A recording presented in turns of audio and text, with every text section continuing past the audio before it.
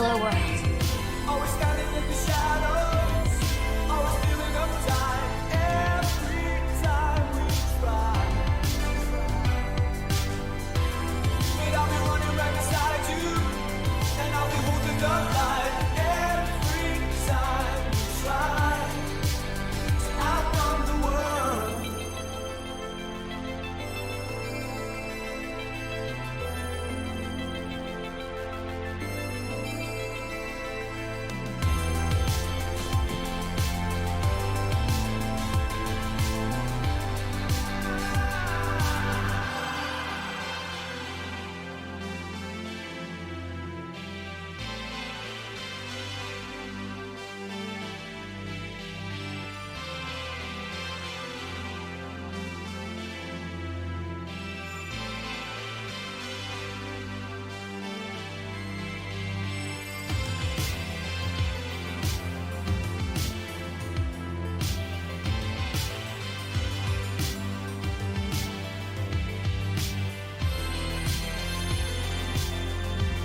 Oh, I'm muted. There we go.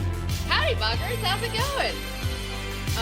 Welcome back once again to the Cranberry Bog. We're actually doing an art stream again. Finally fulfilling the art part of Android Artbox. But we are here today with Meg from Game Grotto. She's going to go grab a coffee real quick, so she'll be right back. But today I'm going to be giving her, as well as you in chat, a crash course in my favorite texturing program, Substance Painter. Thank you for Give Robo. Now we can be true Android. But yeah, so I'm going to give you guys a crash course in just how Substance Painter works, what to use it for, things that, I'm bringing up all these random shortcuts. Just some basics, best practices, that kind of thing on how to use it for texturing 3D models. And we're going to be going into the basics of, like, making some normal maps onto the model, make it pop a bit more, and we're also going to be going into a little bit of some skin texturing and how that all works. So, I hope you guys are excited. But yeah, how's everyone doing tonight? Oh, I actually need to edit stuff on my end. Here we go. Yeah. I gotta see what, let's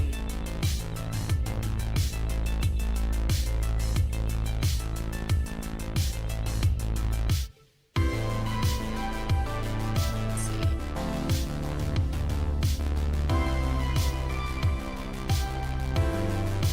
Seems I don't have a modifier for Substance Painter, but you know what, that's fine. Unfortunately, I don't actually get to work on my big fun monitor a lot for my actual work. Okay,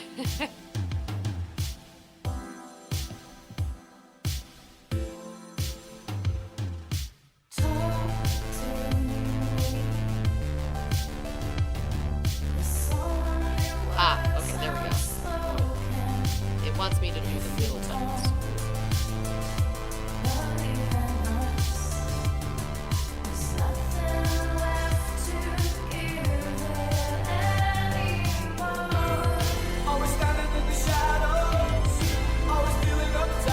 There we go, there's alt. Alright. I'm still not used to my remote on my big fancy monitor. I still gotta learn it. I'm so used to the buttons on the side of my little laptop that I'm not used to like all of the options and big fancy buttons on my bigger one. So I've gotta bear with me while I relearn some things here. There we go.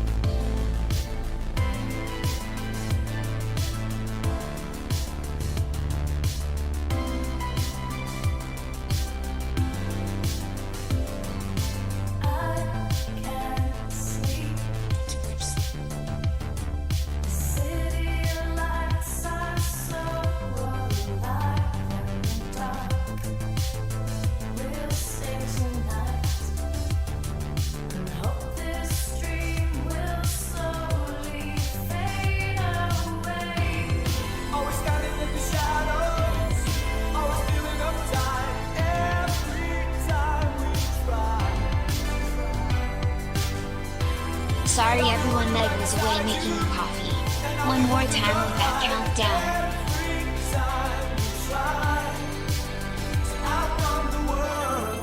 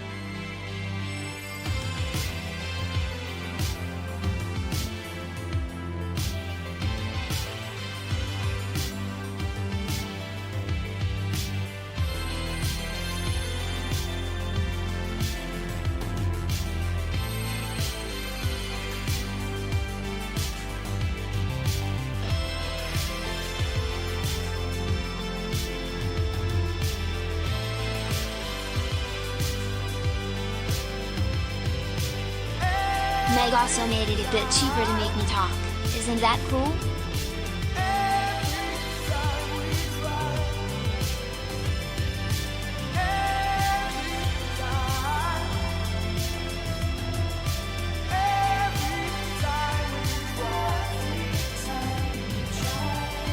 Hi, everyone. It is your obviously normal report.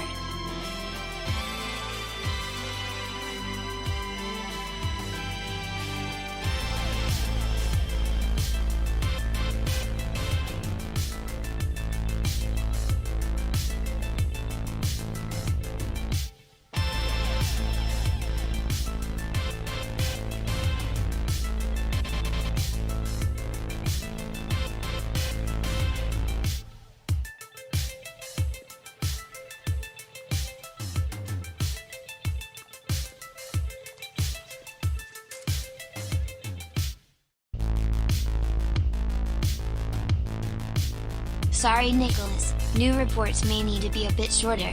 I'm still learning to talk.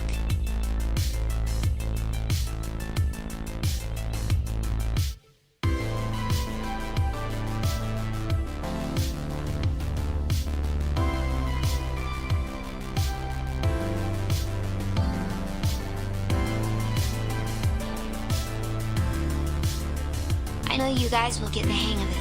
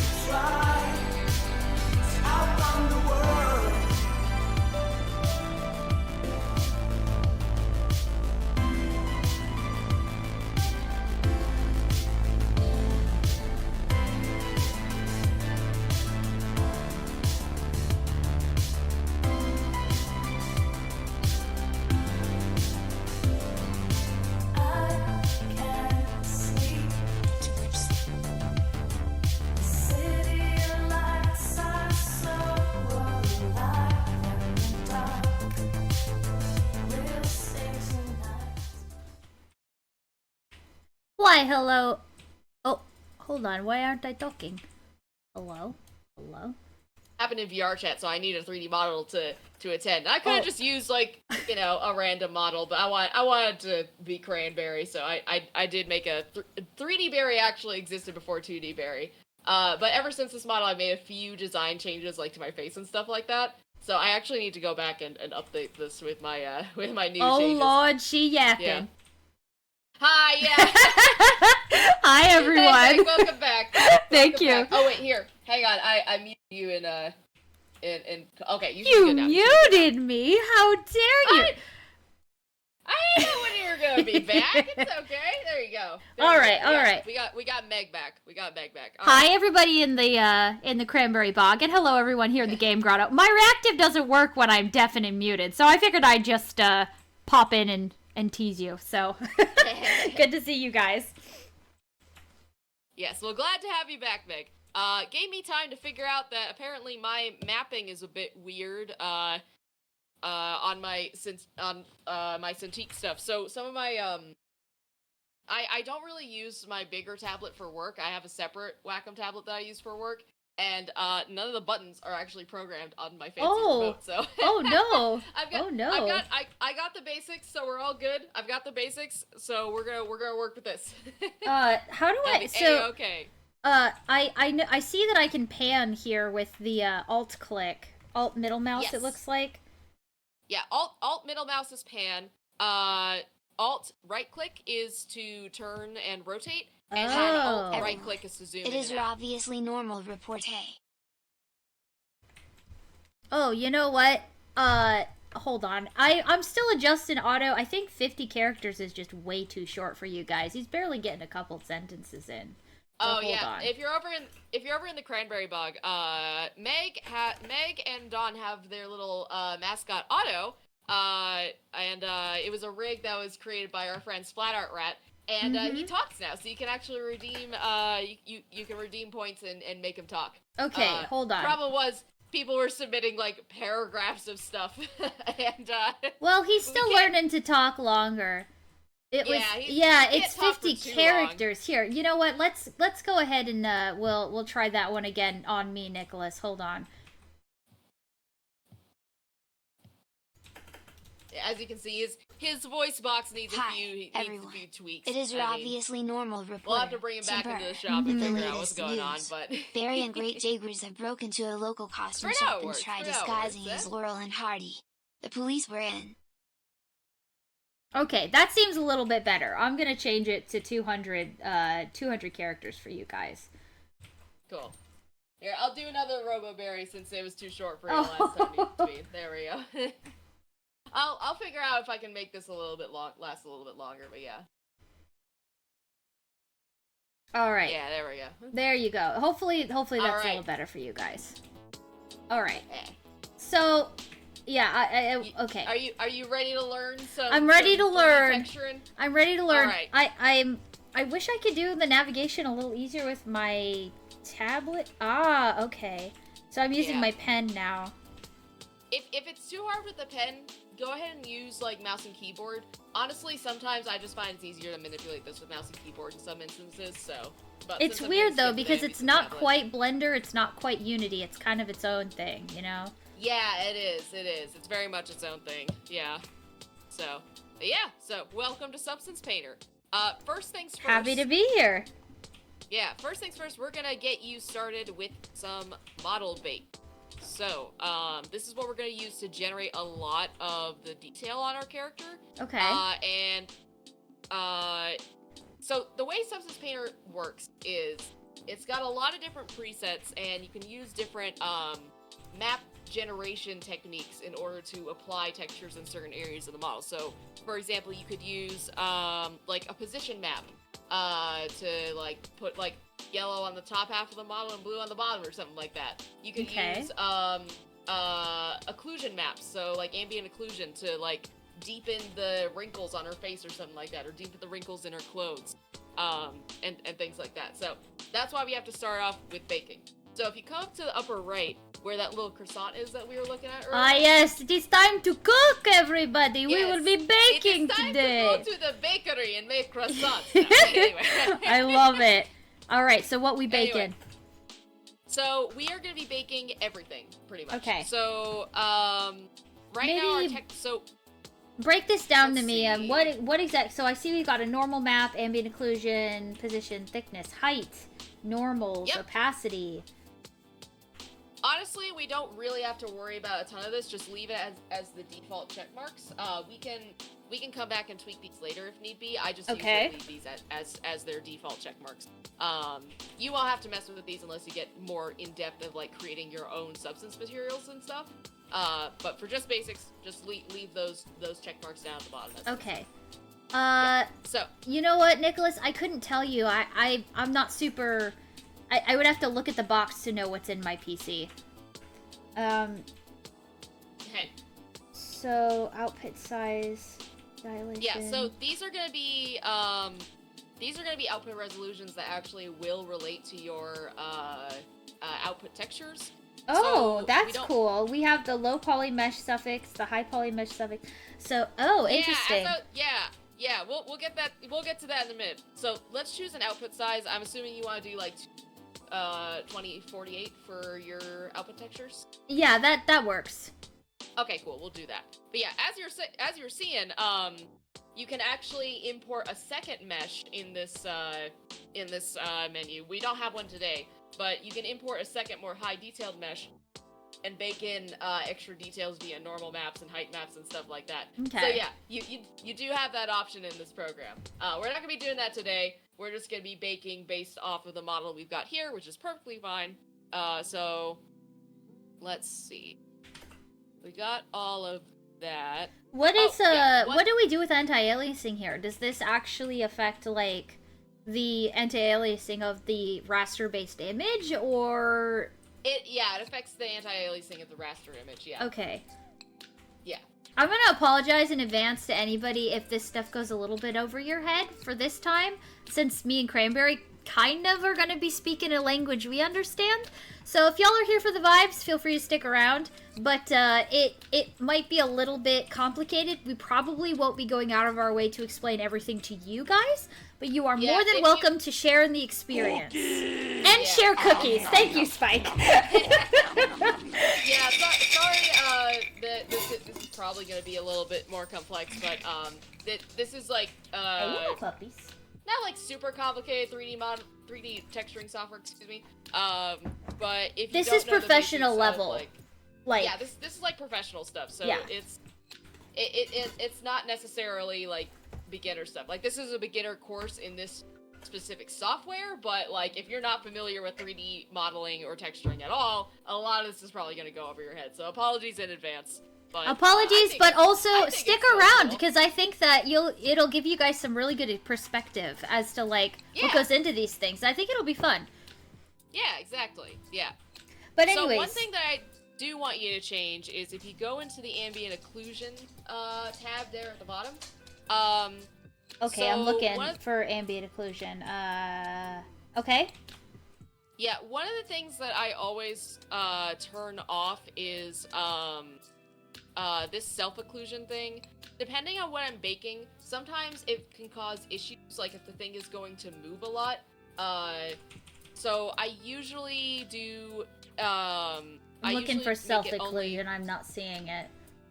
Oh, here we go. Self-occlusion. Yeah, if you go to self-occlusion, I usually set that to only same mesh name. Okay. The only reason is sometimes it can cause some issues between different parts if you don't do that. Especially if the thing is going to move. So like say the legs and the shorts, that could be a problem area. So like if the shorts ride up the legs a little bit, it'll expose the weirdness in some of the ambient occlusion baking. So I like to set that to only same mesh name. And you could if you're not getting the results that you want, then you can change it back to always instead. So Well, and also, typically, ambient occlusion isn't something that's on every single type of a material, so that makes sense. Exactly, yeah. Okay. But Substance Painter, for some reason, still likes to apply just a little bit of ambient occlusion to the model for some reason. I don't know. I don't really know why it likes to do that. But, just like as a base. But yeah. Other than that, that should be everything. So let's go ahead and, where is the actual bake? Gonna stick this baby in the oven? Exactly, yeah. Where is... Oh, why have I lost the bake button? Down bake selected textures? At the bottom here? Oh, yes. Sorry, my UI is very small on this screen. Alright. Yes, bake selected textures at the bottom, and we just let that run through.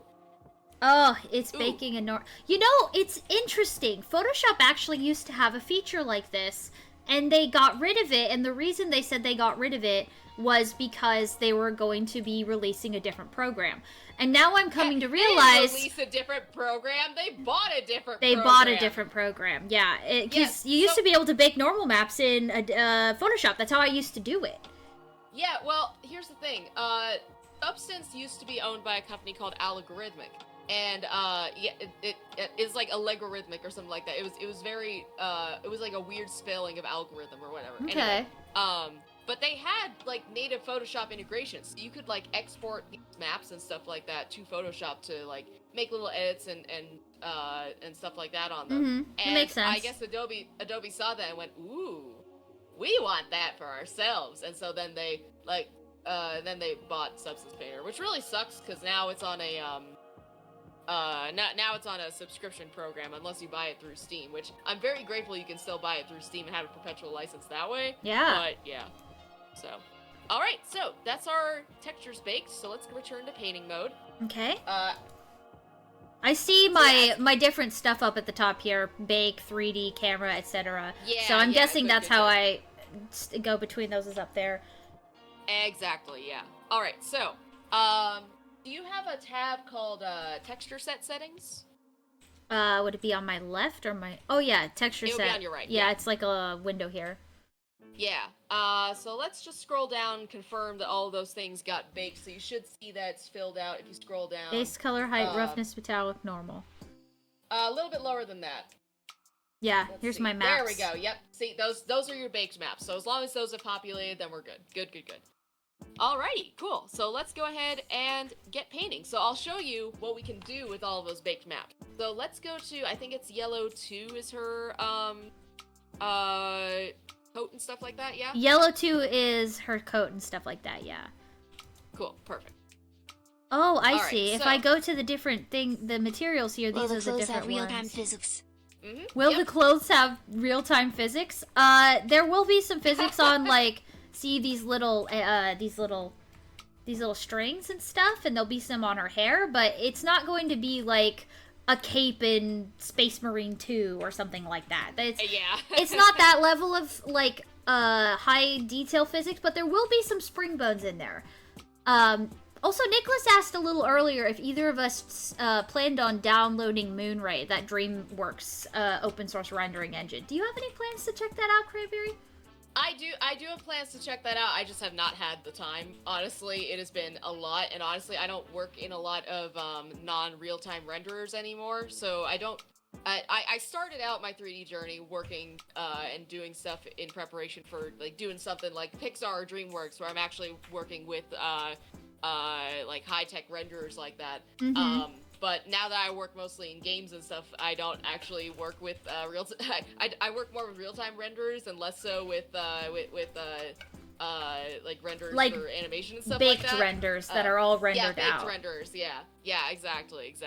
I will say, Nicholas, I do want to check it out though. I'm kind of in the same boat as Cranberry. Like, it's neat, but it's not really in the realm of the things I'm working on currently. But it's cool that it exists, because if I ever approach a project where I need something like that, I can go check it out. That's normally how I approach programs, is like, it's like see a need, fill a need kind of thing. Exactly, yeah. Precisely. Alright, so how do we get painted? Let's so there's a couple of different ways that we can get painted. I'm gonna first show you the wrong way to do it, alright? Okay. Just so you can get used to the brush tab. Alright, so if you go down to, on your right, you see that little tab that says Properties Paint? Yes, I see a brush here. Those are all of your brush settings. So if you want to, like, expand that a little bit and scroll down, honestly, you could probably just bring it out a little bit. Yeah, we'll pop this out. So this is... Yeah, so these are all of your brush properties. So this is where you control, like, what size your brush is, what stamp your brush has, and stuff like that. So just set that to whatever you want right now. What I want you to focus on, though, is to come down here to the very bottom where it says Material. Okay. Yeah, there's a ton of different alphas in here, and actually some of them are actually by Kyle Brush, who used to work at Photoshop, and so some of his brush stamps are actually in this program. So you can you can do a more painterly kind of texture style if you wanted through this program, which is really cool. And this is very much an Adobe thing because I can snap these wherever I want them. Yep. All right, I'm gonna just put this over here for now. That way No I can worries, reference it. Are we going to be using this library at all? We will. That will be the next step. Yeah. Okay. So, first So I will keep that all up. the way down. Yeah. I want you to scroll all the way down to where it says material. Okay. So we've got spacing, alpha, Yeah. There we metallic go. roughness, Material. base color, materials. Okay, Yep. yeah. So if you look over on your layers tab, you'll see that we are on what is called a paint layer. So this is just a basic layer that you can just apply whatever you want to it. So Okay. so you can mess around with all these different settings: height, roughness, metallic, all that kind of stuff. Just like pick a random color, and we'll just start messing with stuff, and just draw a stroke on your model. You'll see what I mean.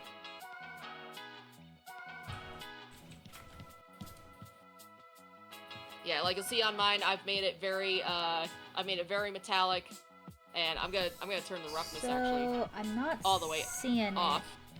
it. Oh, weird. It wasn't painting on the arm very well. Oh, that might that's be weird. my unwrap. Oh, I think that might be an unwrap error. Yep, it definitely looks like it. Uh-oh. Okay. That's okay. We can always pop this back into Blender. Yeah, like I said, we can fix this later. But yeah, so just draw around and yeah, there you go. There we go. Yeah. Now mess with the settings again, because I want to show you something that I want to show you why we don't generally like to use. Oh, my computer no likey. Okay, there we go. It gave me a big loading screen. It's like, oh yeah. Oh yeah, sorry, I forgot to mention Substance Painter does have an autosave feature, so that's just it. That sometimes it will just randomly stop and autosave just to make sure you don't lose your work. Which is very nice, I think. I mean, Yeah. anyone who was here for Art Stream last week would probably say that's a good thing. Oh no! All right, Don't get your is there a history window? Yes, there is. Yes, it should be up on the. Yeah, you already found it. Good. Yeah. Good. Yeah, so you can see all of your brush history and stuff like that. I'm just sort of starting to lay this out like Photoshop because then it'll be easier for me to digest it. Yeah, lay it out however you want. Yeah. But yeah, as you can see, we can mess with the material properties and like paint on with various different like material properties in the same layer. Generally, that's not what you want to do in Substance Painter because we want to go back and adjust the material properties later without affecting our brush strokes. So the big thing, and you're familiar with this if you worked in Photoshop, the big thing in Substance Painter is using and utilizing masks. So we are going to go ahead and delete this paint layer, and I'm going to show you the proper way to do textures and stuff like that. And so now, yes, we do get to move over to the material library. Okay. Yeah. I made her dirty. I see you've already experimenting with it. This is good. This is very good. Okay, yes. so we're just gonna back it up to before we started drawing there. Yeah, sure. Perfect. And go ahead and delete that material off of your brush as well, because otherwise you're painting with that. You just press that little X. Okay. And there we go. It's as easy as that. So yeah, you can apply materials to your brush like that, or you can just pick a material and drag it over onto your model. So I'm gonna find something that looks like a good rubber here. Actually, I'll just do this tarpaulin or whatever. And then it applies it to your entire model. You mean I can give her an autumn leaves texture? And that you can, yeah. That looks terrible! So actually, about that autumn leaves texture, let's see here. So if you click on that layer where it says autumn leaf, you might want to hide the paint spray layer actually covering it up. Oh, I see. Okay. Yeah. Yeah, there you go. This So one if you go over it's a mask, isn't it? Yeah, it's a mess, and I'm pretty sure. So you can click down. So that The ancient material Roman tab was is the gonna be most your best haunted friend, building in because all that's of where you can England. control It was all built the in aspects of 1114 that during the material. pagan So era if you on click pagan the burial attributes grounds. drop The down, demons inside aren't regular not demons, the they are attributes, I sexual guess panels demons. mapping. No? Hold on, sorry. I couldn't hear over Otto talking about something. What is that? Oh, I see. The most haunted building in all of England. That sounds very scary, not gonna lie. Interesting, okay. I thought there was a way to tile it here in the, Oh, I'm silly. If you see the top where it says tiling in your properties panel, right there, just above material, you can adjust the tiling number in Material. in that. So up at the Tiling, top, yeah, here we go. tiling. Yeah, so now you can just apply one large or apply. Oh, one that's little super leaf nice sewer. for like doing patterns and stuff. Oh. Yeah, exactly. Ooh. It's great. Mommy likey, great. this is good. I am starting to get very excited about how this program is going to work. I hate doing patterns, man. They drive me nuts. That's what I love about Substance Painter, because I hate doing patterns too. This is one of the greatest things about this program. Okay, so but yeah, so that's just how to apply materials, and then you can adjust the properties down at the bottom. You can see, so like yeah, if I like, wanted to make materials this have, like, and then this like, ooh. Yeah. Now that's all fine and good, but these are basic materials, all right? Right. These are just straight up patterns. What we want are the generative materials. So up in your materials tab, in your assets tab, I'm sorry, excuse me. There should be all libraries, starter assets, your assets. No, not that. You should have a tab where it shows you, let's see. It should show you materials, smart materials, all that kind of stuff. Here, let me look at your stream real quick so I can see your window. Yeah, so if you see up at the top here, I've got a little thing that says, I got a little thing for regular materials. I have a little thing that says smart materials, smart mask, filters, brushes, alphas, environment, font. Hold on, guys. I'm going to the Cranberry Bog real quick. Hi, Boggards. Hello. Okay, so... Hello. I think it's cropping it out, but let me see here. It's like right. Oh yeah, right it looks like I don't have those on. It's a drop down on mine. Here, let me do show all. Oh no, I don't want that. Oh, not sure. Okay, well if you've got the filter drop down, just click on the drop down and click on the tab that says smart materials. Maybe it's a version thing? I don't know. Maybe I don't. It shouldn't be. This has been around for a while. I don't know. We'll figure out what's going on with it there. Yeah. Anyway, so but yeah. So now you see we've got all these we've got all these what the program likes to call smart materials. So I know this is not what we're gonna make her be in the end, but just go ahead and delete all of your current layers, and I want you to put on one of like the rough metal materials, kind of like at the bottom where it says like steel painted, rough damaged, steel painted, scraped, dirty, that kind of thing. Okay. Just because I want you to click and drag one of those over onto her body, because I just want you to see the magic. Ooh, very nice. Yeah, I can see where my UVs. So anyone who's curious, like the reason that this doesn't look right is because I didn't unwrap the model in a way that it could stretch very easily. And so it kind of makes it not enough space is like moved in a way that it's basically not going on the surface correctly. It's a good way to put it. Well, you can show them on the 2D only map if you want to see. So I think it's yeah, it's one of these. I think this is my arm. I do the side by side actually. Yep, that looks like it. Yeah, that's probably what's going on. I think that this is my arm right here, which is why it's not done in a way that could easily be flat. You need a loop cut that's down the side of it. Yeah. Oh hey Blarp, how's it going? Yeah, long time no see. We're doing a Substance Painter kind of crash course today, so it's been pretty fun. Blarp is actually pretty used to Substance Painter as well, so he might have some.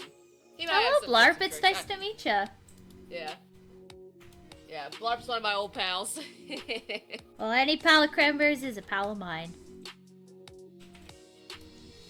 But yeah, so you see how with the smart material, it's kind of applied like, if you take a look at mine, it's made sure to add, or rather remove paint from like edges and like places where the ambient occlusion is darker and stuff like that. So like if you put this on like a rusted old bucket or something like that, it would look a lot better. Right. But it pays a lot of attention to the edge. It uses all of those maps that we baked earlier to put like details on the edges of the model that we've defined via sculpting and stuff like that. Okay. That kind of thing. But so yeah. it basically does all the work for you. Basically, yeah. Now, granted, you can always go back. It can always be improved upon. Like if you use this, people will always be able to tell, like, oh yeah, that's a substance generated texture. So the magic of it is, if you see, you now have a folder in there of your smart material. Okay. You open that up, and now you can adjust every single aspect of that generated texture. So that the base paint, we can change the color of that. We can make it more metallic. We can make it more like plastic.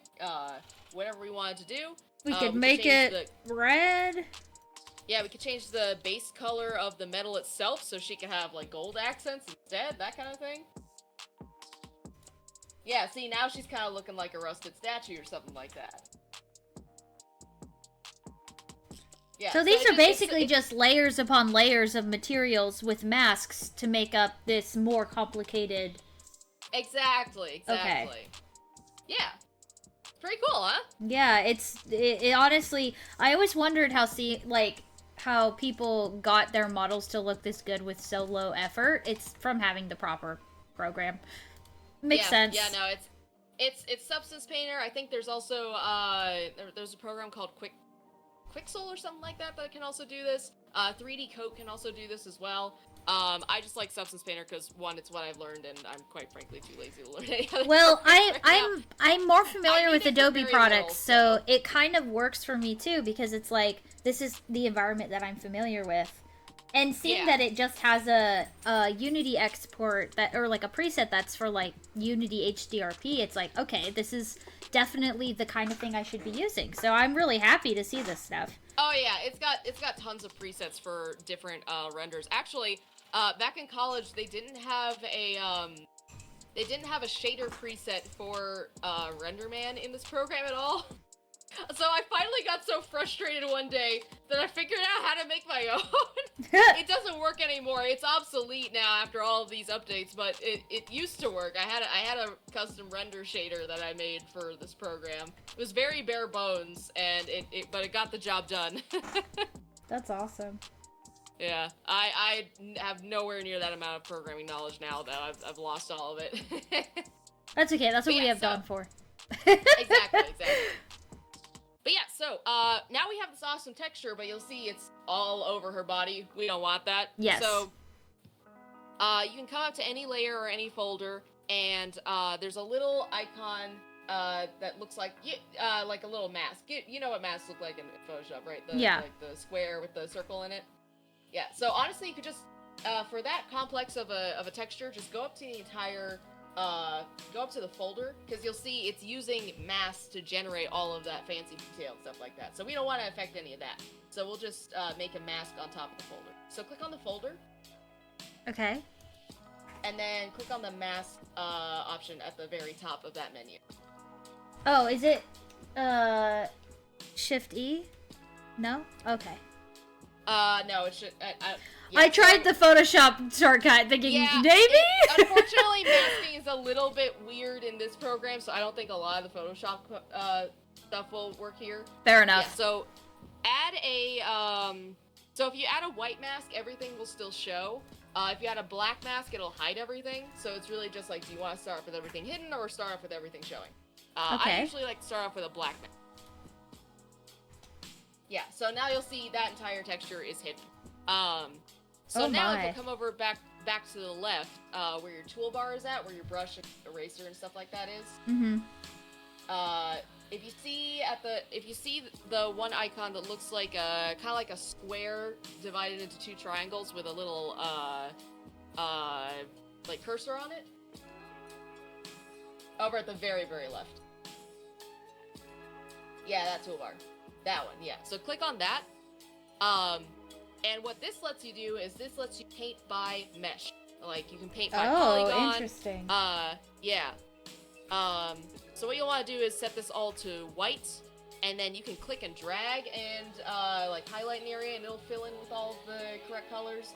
Yeah, you can do that and fill in by mesh. And if you click on the one that kind of looks like the transparent texture, that's fill in by UV. Oh, wow. So so you can just fill in if you had like, It's say, like a obviously you wouldn't paint do this, but bucket tool for 3D. exactly, yeah. Oh. So you just kind of paint bucket in all of your different areas. And Yeah, I then know that's that all- you that's guys all may that's not for be you. here for this, but honestly, this is kind of blowing my mind right now. I see. This is why I was so shocked that you'd never heard of Substance Painter before, because this is so awesome and like integral to a lot of the success of like the visuals on a lot of indie games. Well, Substance to be is a very, fair, very powerful tool. this was not one of the programs I was ever taught in school, so it was just sort yeah, it of... is a relatively new program, so yeah, that's understandable. But yeah, so now you have learned the power of masking and stuff like that. So, let's go ahead and actually give her a nice, coat texture, shall we? Yeah, let's do that. So so- should we just go back and delete all of these? Yeah, just delete all of those, All right. all of those layers, yeah. Yeah, there you go. So let's see, I'm gonna try and find, a nice, starting texture for this. Not stretchy sci-fi. I'm trying to find something that kind of looks like plastic, but not like super plasticky, We'll make if that these makes a any little sense. bit bigger so that we can see better.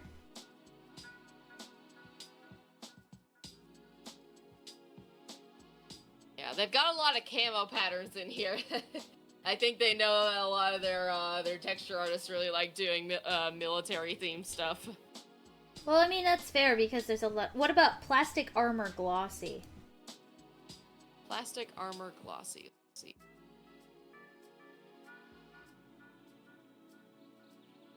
Or there's this plastic hexagon that would actually give it some texture. Yeah, so what I like to do is I kind of like to layer the smart materials on top of each other and just kind of play around with some stuff. So let's see if I can find... let's...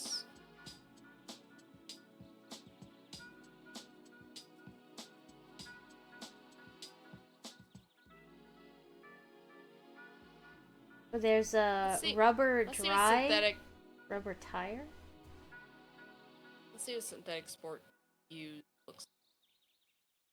It's kind of got a weird texture to it. Yeah. Well, you can always tile that out if you wanted to, but I'm just trying to find a good base that we can work from right now. Oh, Nicholas gave us a good question.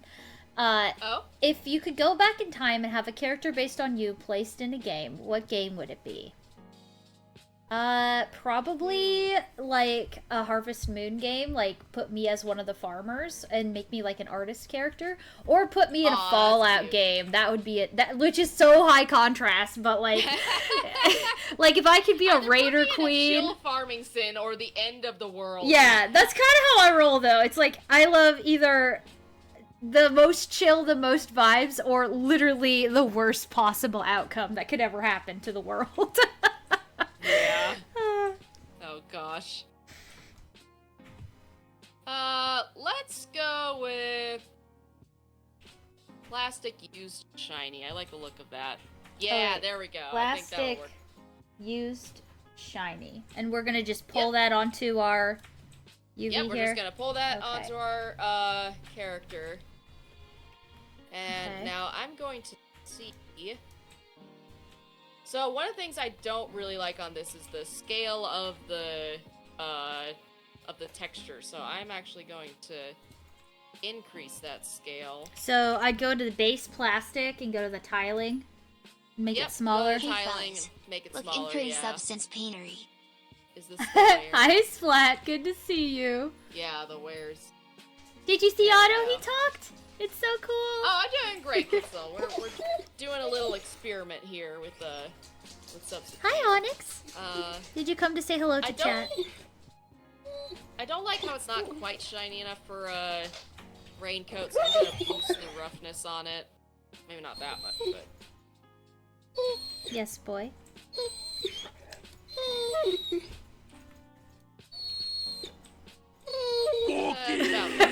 Thank you, Spike.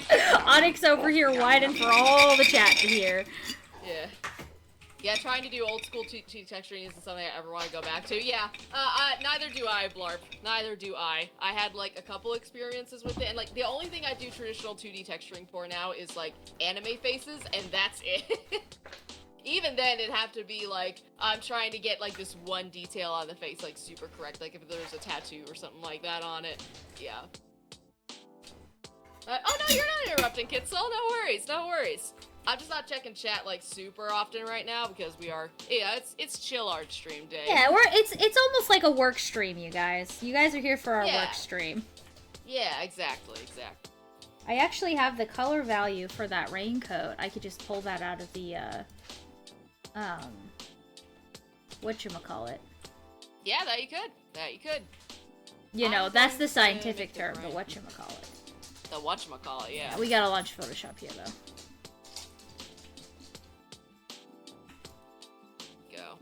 Hi, Pillar.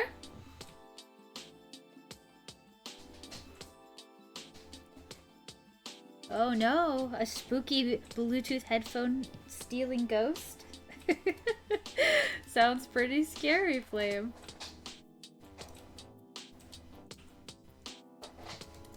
There we go. Alright, let me see. Midnight. Characters. Left sheets. Okay, so if we pull in our yellow character here, and we're gonna sample that raincoat, and then I got the color hex code right here. Alrighty, pure whites. I want to drag my layers, thank you. And then we're gonna put it in right there. Hey, there she is, nice and vibrant. Yeah, there we go. I think my yellow might be a little green.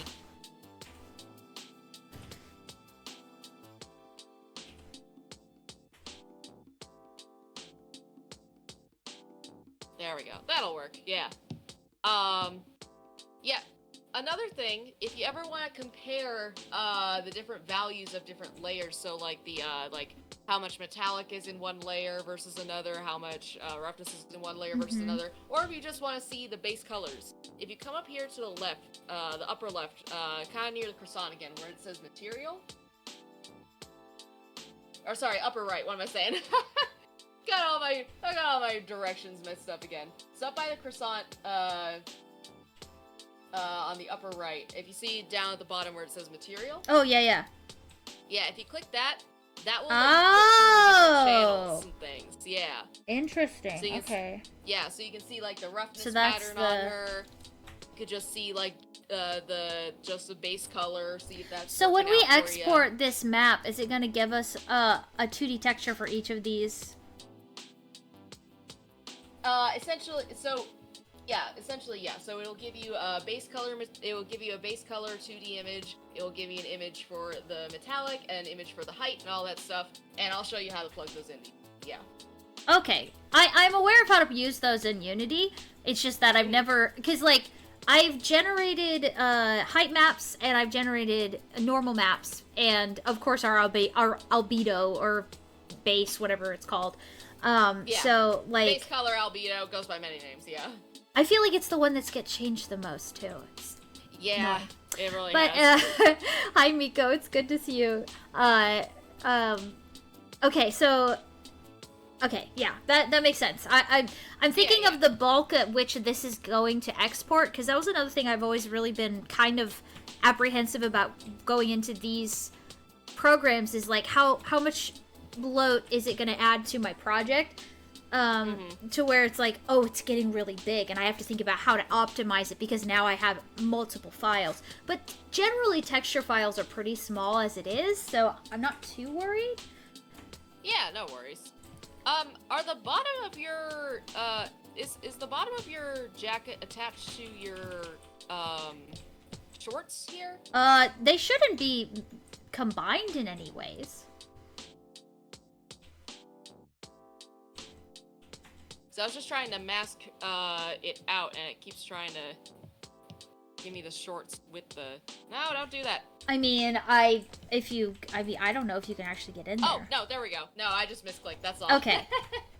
I was like, they shouldn't be joined via UVs, so I'm not sure what's going on here. So... Yeah, no, we're good, we're good. Walk me through the masking, one more time.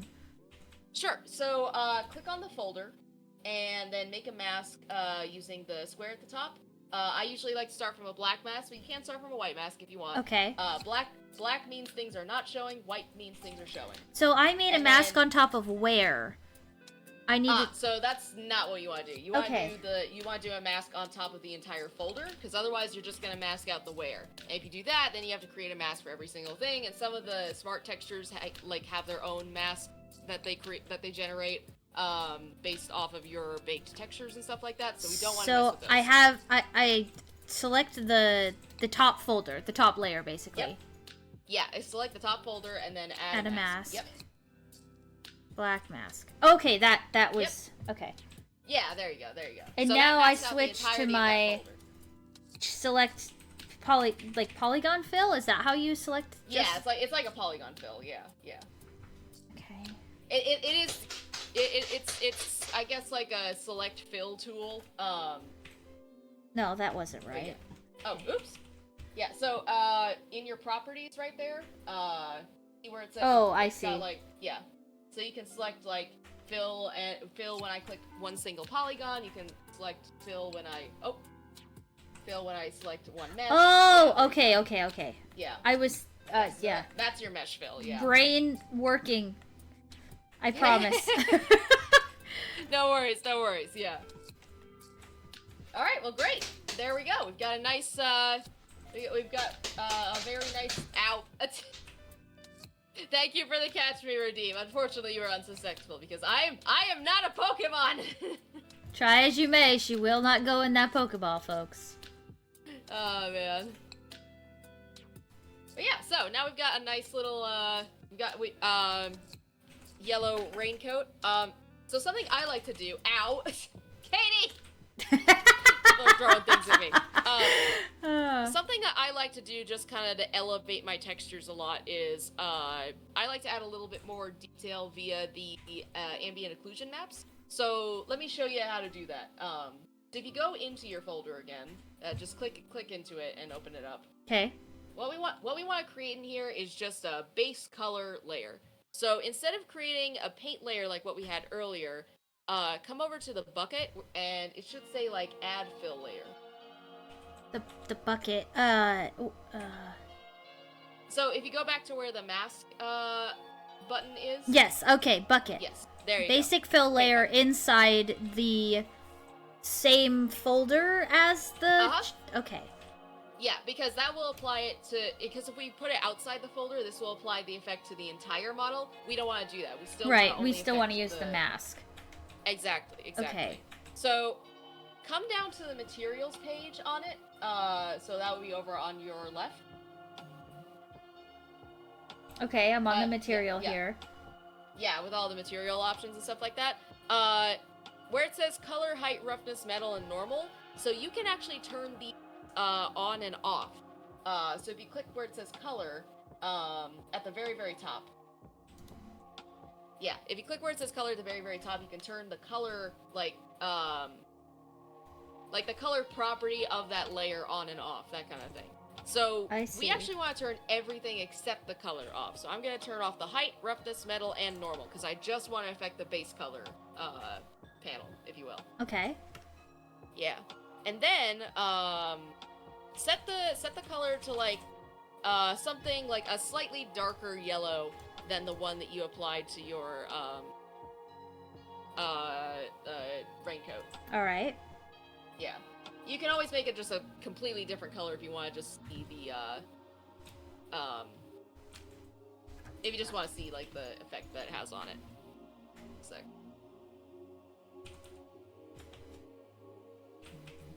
Yep. I don't think so, Spike. I don't think the pow ball will work either. Nope, don't think that will work. But yeah, so now while we're on this fill later, create another mask. This time we definitely want it to be a black mask. And then, think if it's... Yeah, this is like how you could add shading. Yeah. Basically. Yeah, so if you right-click on the mask that we just created on that fill layer, and go down to the very bottom of the menu, where it says like add generator, add paint, add fill, add levels, and stuff like that. These are the same filters that the smart materials are using in generating when they make their fancy stuff. So Okay. we're gonna kind of reverse engineer that. So click add a generator, Okay. and then in your generator properties where it says no generator selected, so that'll be over on your left again. Yeah, that's why I kind of like to keep that menu over by my layers, because that Right. they kind of relate to each other. It almost would be better here. Yeah. Come on. Yeah, there you go. Come on. Won't give me another... Okay, well. Can I stack them? I can, okay. Yeah, there we go. Yeah. So, if you click where it says no generator selected, and then type in, let's see. It has a couple of different things. Let's do the ambient occlusion one. Okay. Yeah, that one. And now, we can just adjust like the global balance of it, and you'll start to see that it's only affecting, oh, I guess I have it backwards. So, it's only affecting the most highlighted, like the highest parts of the model, like the most, Right. So we want to reverse that. Yeah, the global invert we want true. So basically, Yeah, this yeah. is just Global applying a invert color mask to the ambient occlusion layer. Uh-huh.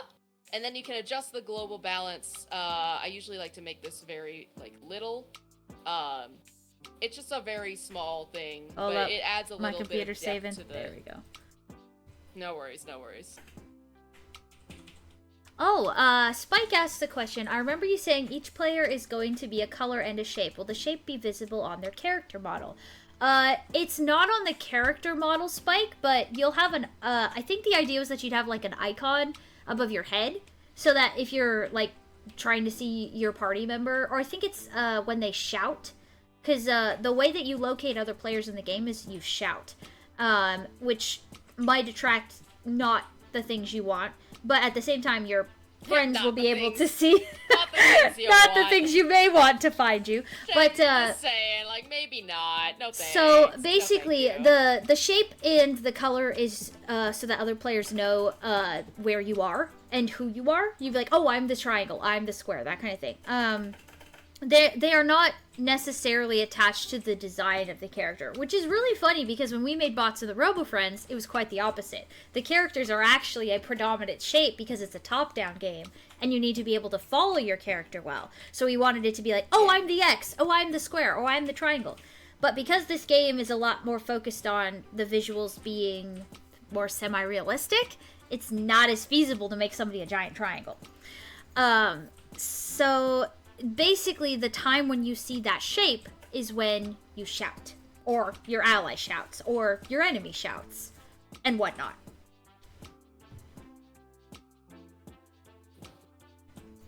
Oh gosh, something went bonk. Hope it was But not yeah, kitty. so that's... Hopefully not. But yeah, that's what I like to do, just add a little bit more depth to the colors of the character. You don't have to, it's just something No, I I think do, that's- for various things. I would normally add just like this manually when doing a texture, so I like that. I like that a lot. Yeah, I like to just play around with the contrast and the global balance and the global blur, just to get kind of like the amount of color and the blend of the color that you want, that kind of... I'm gonna... Had to reduce the FPS on my VTuber because the thing about this program is your GPU likes to it likes to eat a lot of the GPU It does. stuff. Yeah. But yeah, so and there you go. You got yourself a little yellow raincoat. One thing I will note, weird quirk about this program, the textures always export. I think it's just a quirk of how this program calculates reflections versus how Unity calculates reflections. But the textures always end up shinier than what I mean them to be in Unity. So just keep that in mind. So once you make everything like really nice and pretty here, just kind of take the shininess down just by like a couple of notches than what you would. You can do that here. You could also do that in Unity. There's a way to adjust the shininess of the roughness texture in Unity itself. So it's really either or. It depends on like how ornery I'm being about it that day. Gotcha. Yeah. But yeah, so now that we have like her yellow raincoat done, and we've kind of got some basics on how masking works and stuff like that, let's do her face. I kind of want to do her face and show you how skin painting works in Alrighty. Substance Painter. Yeah. So let me see here. Let me actually turn on my lamp. It's getting a little dark I here. see what you're saying, Spike. I didn't have any intention of adding those details. If I'm honest, we added the shapes in addition to the colors to aid in the folks that are colorblind. We didn't want to just have to rely on colors because we don't plan on having any additional features like for color altering. So we added the shapes. They weren't put in like the design of the characters because they are associated with the shape. It's just there to help the people who can't see color well. So they're not really part of the design at all. Unlike bots where they were. Yeah. Yeah, so let's go ahead and start on her skin. So if you want to come up to her face, I think it is like the skin material that you've got right Yes. now. Yeah. So let's go ahead and delete that paint layer. We won't need it. Because the idea is we want to make this all procedural, so if things are a little bit off, we can always adjust the colors later. So, first thing we're going to do is, yes, there are skin presets here, and we could use them. I just don't really like how they look. Like, they don't look great, honestly. You're the pro here, so... They're really usually used for more realistic faces, and we're not really going for super realistic faces here. She's so dimply. Yeah, you see the issue? Pores? Yeah, I don't want pores. We're not going for that level of realistic detail here. So here's kind of a strategy for doing it. So I kind of break things down into color and then like roughness and reflectiveness and stuff like that. So we're gonna start off with a base skin color. So make a new fill layer. So the bucket. Okay. Yeah, make a new fill layer and let's see. Let's turn off the height. Well, no, actually, let's keep everything turned on. Because this is gonna be our base for the skin. Go ahead and make the base color just kind of like as close to her skin color as you can match it. I'll just grab the hex code. Yeah, you go and do that. I'm just gonna make. I'm gonna make this as close as I can to what her skin tone is gonna be. I think it's like that. I think that's best I can do, yeah. Yeah. Yeah. So the base is a little shiny, so we're gonna bring down the roughness a bit. We will edit this later, but we'll make her skin a little less shiny. There we go.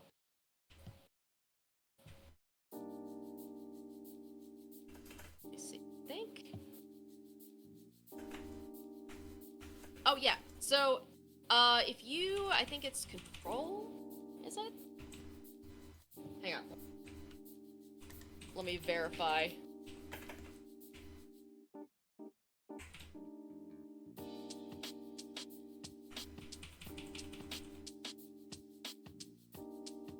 Oh, hang on. If there is ever a supernatural so chef you for a haunt, shift, will he have food-based minions, such as a right-click snake on the made of a model, string of you can actually sausages? adjust what angle the light is coming from. So if it looks completely blown out, you can actually adjust like where the light is coming from on the model, so that way you're not like from one lighting angle thinking it's good and all that stuff. Mm-hmm. Very nice. So that's shift right click. Yeah. Nicholas asked if there was ever a supernatural chef or a haunt, will he have food-based minions such as a snake made of string sausages? Honestly, Oh that kind of makes me think of Beetlejuice, like the big long like snake guy. I could see something like that, but I feel like it'd be a lot more grotesque. Yeah.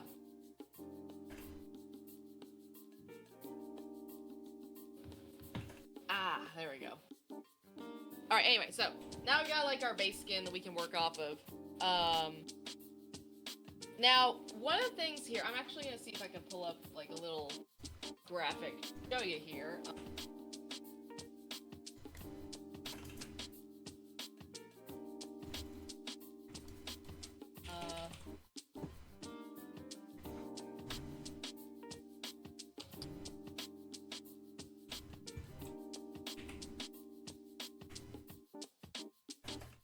Should've looked this up before stream. I had this image in my mind, and I completely forgot to actually look it up. Is it for like painting the shadows on her face, like a? Yeah, sort of. It's gonna be we're gonna be painting the undertones of her face. I'm trying to find this one specific image. Aha! Here it is. Alright.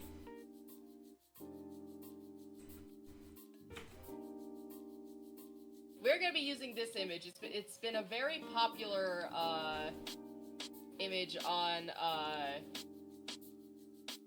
Pinterest and stuff like that for it, but here, we're gonna move this over here, just so everyone in chat can see. Can I not open up?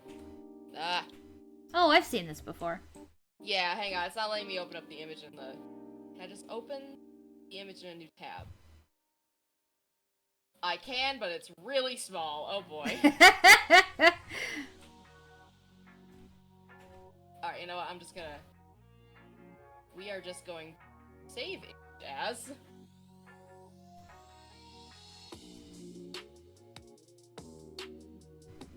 And we're gonna put it... Here, there we go. Okay.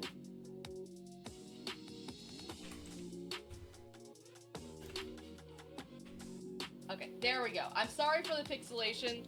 I'll try to find a better version of this image later, but for everyone in chat, so the thing about painting skin tones is that your skin is not all one flat color. You have, like, obviously the red under your cheeks for, like, your blush and stuff like that. You have yellowish areas on your face where, like, fat deposits and more bone kind of show up underneath your skin. And then you have blue regions, which are more so skin deposits and also wherever facial hair lies on your face. Okay. Welcome so, back, so Pillar. We're gonna be using this as a guide for our skin tone build-up, if you will. So, we've got our base color. Let's go ahead and hide... Well, no, we'll keep this layer on for now. Let's create another fill layer on top of that. And we're gonna set it to turn off all of the material properties except color. And we're gonna set that to a nice, like... a nice cooler blue. Not like completely cyan like in the image. I like to go a little bit more warm than that. Just something super saturated. Okay. Kind of like, I don't know if you can see on my stream, but something like that. Violet, you're turning violet. Oh gosh, yeah, she kind of is turning a little bit, isn't she? Oh no. Oh no. Yeah, so that's our base color. Now we are going to add a mask again. We're going to add a black mask to that. And now, we're actually going to do some painting. It's a miracle. I know, right? Substance Painter actually going to do some painting now. So one thing that I will have you turn on is the symmetry tool up top. Yep. So it should be, you might have to scroll on your toolbar because I don't think it's showing up right now. You see those little two Deflow, arrows at the very top? stroke. Yeah, click on those two little arrows. Yeah, I there see you go. symmetry. Yeah, that's your symmetry tool. Yeah, so just turn that on. Always nice to Yeah. have one of those. Yeah, yeah. So for this, I kind of like to do, for my brush stamp, I like to do something that's a little bit more, Opaque? painterly than just... It's not really opaque. I like having something lighter. Let's see here. I'm trying to find a good brush stamp for this. Here we go. If you cook a person long enough, they become a color. Yeah, that's called getting sunburnt, Pillar. What? Yeah. We're not gonna make her sunburnt, no. I don't think Alice actually spends a lot of time outside. She's more of an introvert. She does a lot of studying. Ah, I see. Hardcore student life right here. Something like that, yeah. Yeah, so I'm going with the Dirt Blurry Dent stamp for my brush alpha. So if you want that as well, you can So, go is down there to alpha. actually a preset? No, it's not so much a preset. I think there is like a brush preset like library, but I just like editing the alphas straight up. So, Really the best way for what exactly did you do? So right there where it says alpha, up at the little higher. Yeah, there you go. Click on alpha, and then just type in what is it? Dirt Blurry Dents. That's what I've got. Yeah, that's the one. Okay. Yeah. Yeah, so that'll kind of help replicate the skin tone a little bit. We're not going to focus so much on transparency right now. We're just going to get the color zones down. So actually, it would be helpful if we could hide her hair for this. Yeah, how do we turn on and off meshes? That's a good thing to know. So you can only turn on and off meshes by whatever material they're associated with. So you can turn off the hair because that's associated with yellow. But if you had associated any other meshes with the yellow material that you made in They'd Blender, also get turned then- off, right? Exactly. Yeah. So we'll turn Aw, off the Armor! yellow. I'm glad you're enjoying it. It's very much just sort of like going into the deep end, but I'm glad you're having a good time.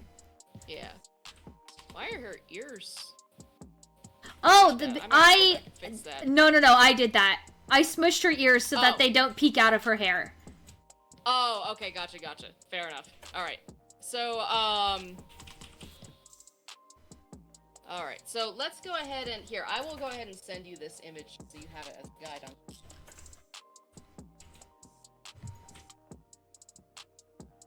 on... Alrighty.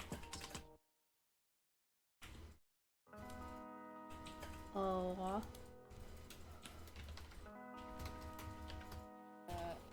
File... Oh gosh, I gotta go back through all of my files. Where is... There we go.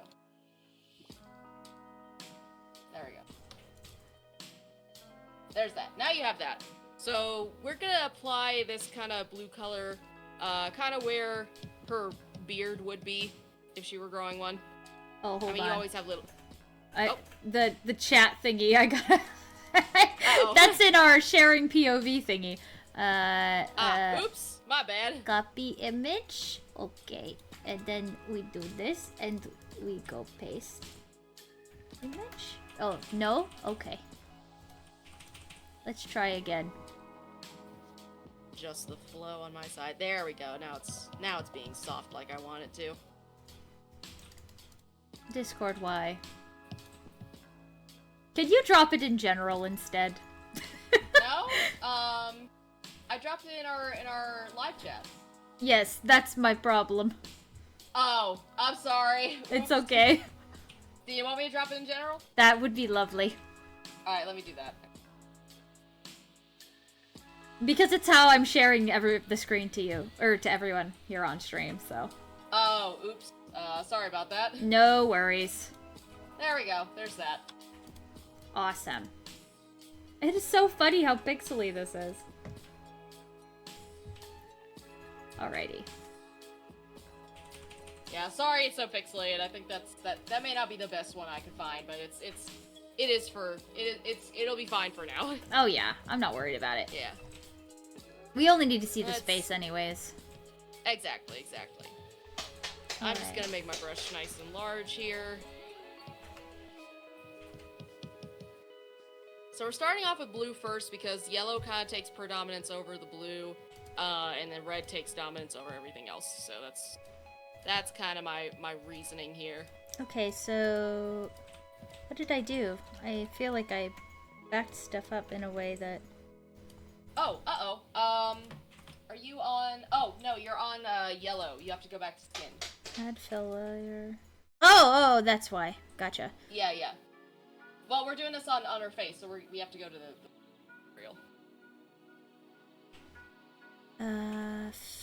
Okay. No, up at the top. So you were in the right place. So where it says texture set list, go up to skin. Yes, and There you go. Yeah. And I need to apply the black mask. Yeah. And then here, I need to make this blue. Yep, precisely. And make sure you turn off all the other material properties. We just want the blue to pass through. We don't want any other. Yeah, I think I Control Z'd a couple of times, and I got. Oops. That'll do it. Yeah. Okay. Oh, hey, Arbor, how's it going? Yeah, we're working on Meg and Don's characters for Mansion at Midnight. Yeah. I don't know. Blow.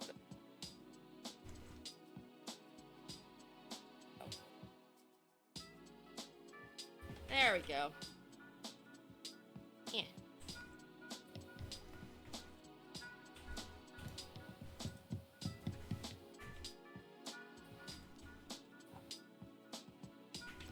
So I might push that one. Oh, why did my Wacom properties pop? You must have hit a shortcut on your tablet. I must have, yeah. Oh, I have my eraser set up.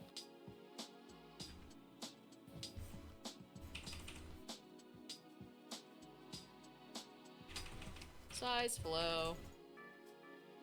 Size is big.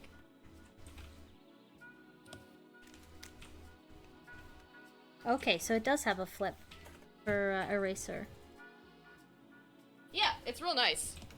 It's just that you have to go back and adjust the eraser brush as you would in Photoshop, you know. Right. Just adjust it to whatever you want. I'm just using the regular round alpha for my eraser brush.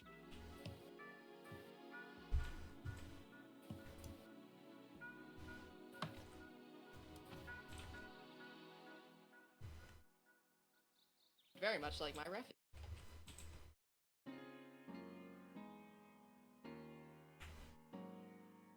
There we go. Oh, this.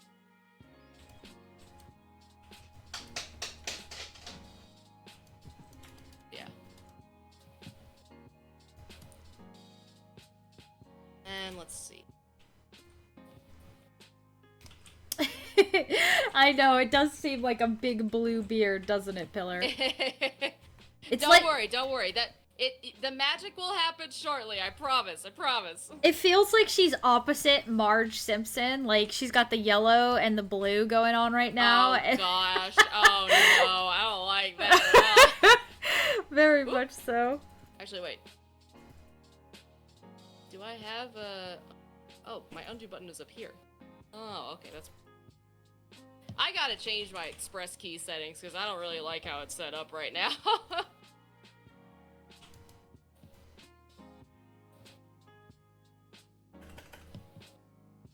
Just a bit.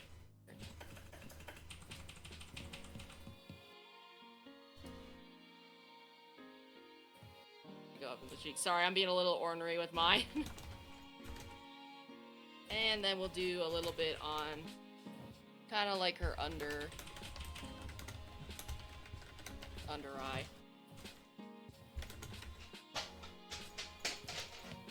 Chat, you guys are so cool. Thanks for hanging out tonight with Just us. a bit like that. This is gonna be like thank the you, clown Otto. phase. Welcome to the clown phase, yeah. Clown life ain't just for Twitter, folks. Oh, man. Aw, thank you You're for funny. the hydrate, Pillar! I hydrated too hard. Oh, you okay? Yep, I'm good. Oh gosh. Don't Took the dehydrate. hydrate life too hard. I did. You alright? You okay? I'm good. I just, hydrated a little too much, that's all. We're good. Fair enough. Alright. Sorry, I'm being a little picky. You know what? I don't want size to be controlled by pressure anymore. There we go. Yeah. think it's just causing me too many problems right now. Yeah, I just wanna airbrush over everything. That's what I want. That's what I want, Substance Painter. Just let me airbrush. Just want to airbrush. Marge is looking terrible, guys. She's got those rings around her eyes. Don't worry, I promise this has a purpose. Oh, I trust you. I trust the process. Why isn't this... Oop, there we go. Okay, now this will... Oh! Now my eraser is too big. Now my eraser is still too big. Sorry, I'm having some technical issues because I'm not on my regular setup. No worries. I really should have set this up beforehand, like professional stream. Oh well. That's okay. I was unwrapping like can. literally before we started, so. That's fair. That's fair. I was working on my stupid model hair like right up till my debut, so this is par for the course for me. That's how it goes sometimes. Uh-huh. Alright. There we go. Okay. Oh, we gotta get it. That'll work. Alright, cool. So, we've got her blue eyes and beard set up. So let's go ahead and add another fill layer. Same as before. Turn off everything except color. And we're gonna make this, kind of like, have you ever seen kind of like the color of fat? Where it's like this kind of golden yellow kind of color? Mm-hmm. That's what we want. We want that golden yellow.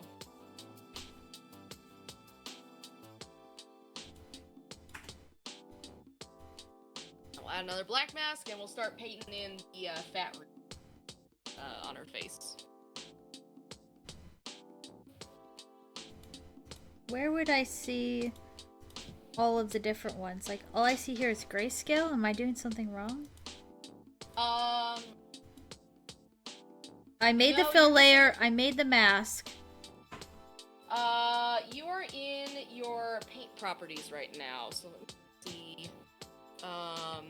Oh, because you're still on the mask, so you need to click on the material itself to edit. Oh, okay. Oh, yeah, okay. There you go. There you go. Yeah.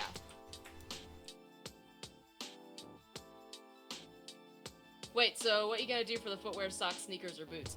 So for right now, we're kind of just focusing on the basics of this. I will leave the art direction of the socks and boots up to Meg. That is a, Meg has never used this program before, so this is more so a basics in the program for her, so that way she can texture the rest of the characters later. So yeah.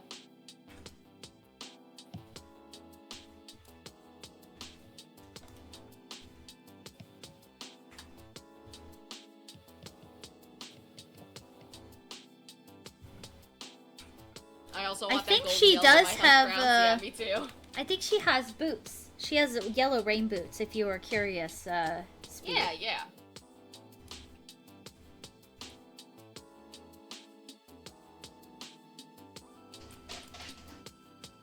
Fill layer not paintable. Oh, you have to go back to your mask. Oh, that's... Yeah. Okay, that's gonna take some getting used to.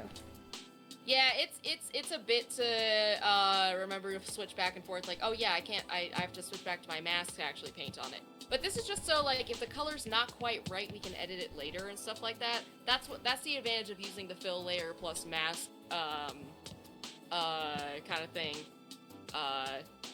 The fill layer plus mask like workflow is a lot easier to do than just the paint workflow, because unfortunately there's no like so Photoshop, you have a function where you can just like select like, hey, I painted on this layer. Please only you can set up so you can paint on only the pixels that have already been painted on that layer. You can't do that in Substance Painter. So this is kind of our way of working around I that. see. So you can't make a clipping mask. You know, there's no clipping masks. Yeah, that's the problem. So we kind of have to reverse engineer clipping masks by using our own masks. Yeah.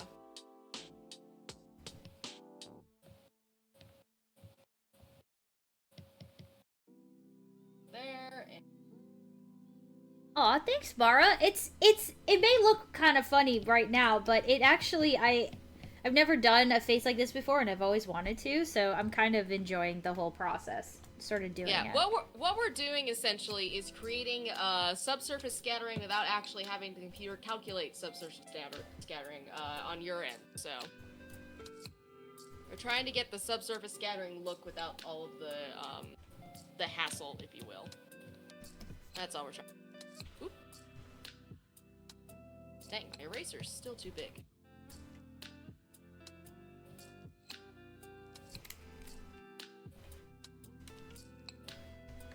Now she really looks like a Simpson. Uh-huh. With the yellow. Homie! Homie! Yeah. Alright, cool. So now we got our yellow down. Time for the red. Red is gonna be the most prominent with it being our blush, so.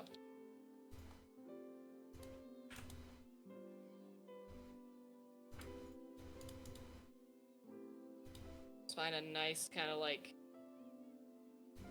blood red kind of deal. Add a black mask and get some. I might lighten up this red layer. Super happy with it, but we'll Back to my paint.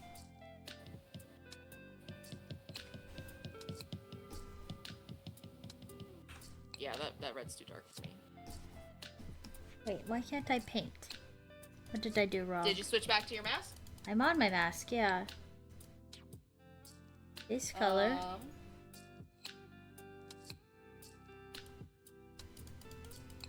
You're on your eraser. That's Huh? what's going on. Oh! You're on your eraser wheel.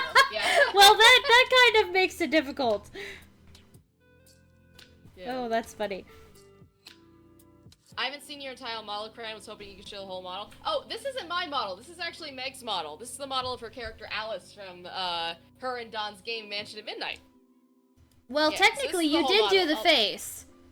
I did do the face, kinda, yeah. Yeah, so this is the whole model, yeah. This is Alice in all of her glory. Not gonna lie, I don't know exactly what that means, but I appreciate the explanation regardless. Yeah, this is, it's a beginner crash course in this specific, program. It's not a beginner crash course in everything 3D modeling whatsoever, that's for sure. This is probably gonna go over a lot of people's heads if you haven't actually done 3D modeling and texturing before. If you have done it before, this is probably blowing your mind right now, and if you've never seen Substance Painter before, I mean. I'm enjoying it. This is very cool. I'm enjoying this as well. I've never actually done like a art like teaching thing at all. So this is a fun experience.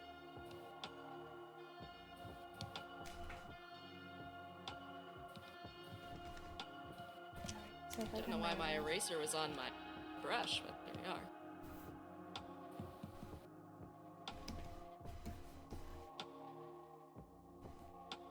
You know what? I may have made a mistake. You might want to put your yellow layer over your red layer. Yeah, I've been playing around with the positioning of it. Yeah, I'm gonna do that for mine. Let's oh, put away my reference image again. Silly me.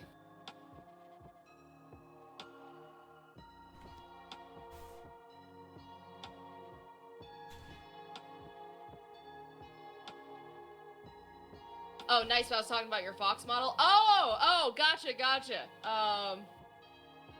Here we can make a quick detour. Hang on. Let me put away my draw arm here. There we go. Yeah, there's the whole cranberry. Oh, everyone in the Yeah. game brought a full cranberry on stream. You better Yeah, go I'm check standing it out. up now. I'm standing up now. Yeah. Sorry, yeah, there's two different models on the screen. My bad, I misunderstood what you were asking. But yeah. If you want to see my whole model showcase, I do have it posted on my Twitch highlights, my bad. And you can see my whole, like, model showcase for, like, all my movements and stuff like that. But yeah, so there's Cranberry in all of her glory, yes. Although I don't know why my tippy toe not working? No, it's working. It's just not very. It's not super obvious right now. Is all. All right, where is Where's it again? I'm glad you guys like the toe beans. I appreciate it. Sorry it's glitching out. I'm at a weird angle from like my main monitor right now, facing my drawing monitor, so we're trying to let me see if I can reposition myself so you guys can still sort of see the UI at least. And a drawing tablet back. There we go.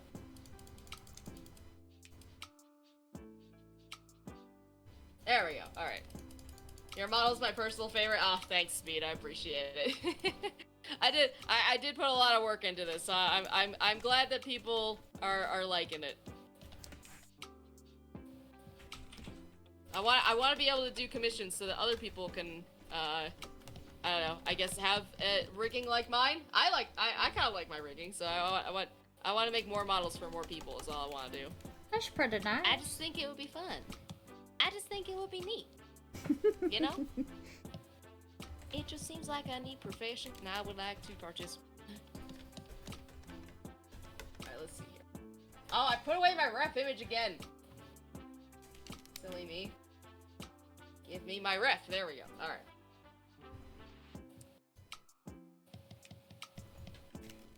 So, put a little red here. Need the nose.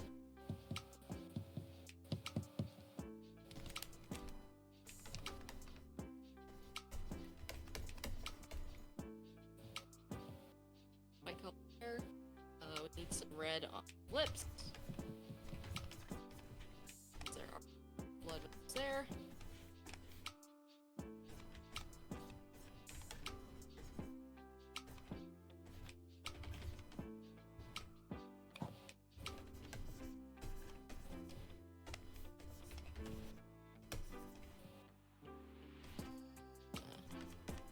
There, I'm erase some of the fat deposit on.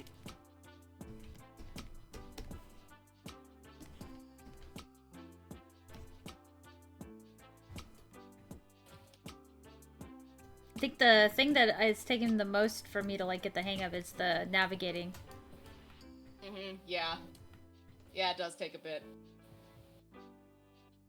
Let's...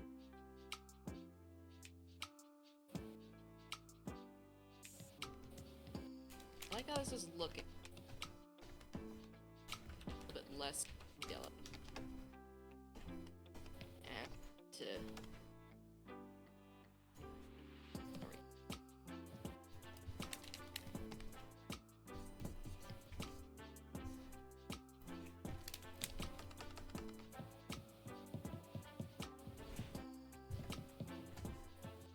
Oh yes, seem to have accidentally painted on the back of her head. We're going rid of that. Oh.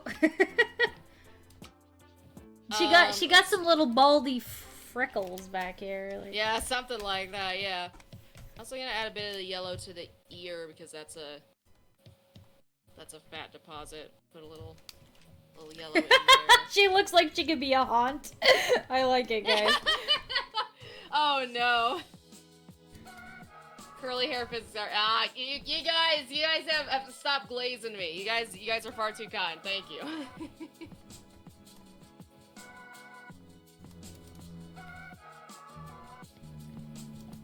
Yeah, I do need to make more like quote unquote fan art of myself so I can actually like I don't know, make like little posts and stuff for like backgrounds and stuff like that. One of these days we'll do that. But I do appreciate all the love on my model. Thank you guys. You guys are far too kind. Let's... I want too much. That'll do. Cool. Alright, I think I'm done with my color regions. How are you doing, Meg? I'm pretty happy with this one. Alright, cool. So, what we are going to do now is, underneath all of those masks, we are going to apply a blur filter, just so that all the colors kind of blend together a bit better. So you know how we made a generator and made it you know, like the menu we did. Yeah. Earlier? So It was it on the paint, the material, or the mask? It's on the mask. So right-click on the mask. mask, and instead of creating a generator this time, we're going to add a filter. Okay. And select blur. Yep, we just want the regular blur. Okay. And you don't want it too intense, you just want it enough where the colors are kind of mixing a bit better. And then you want that on each color layer. Alright. So I'm gonna add another filter on red, a blur. Start getting into the, like, purple domain a little bit. Yeah, kinda, yeah. Add filter. Blur.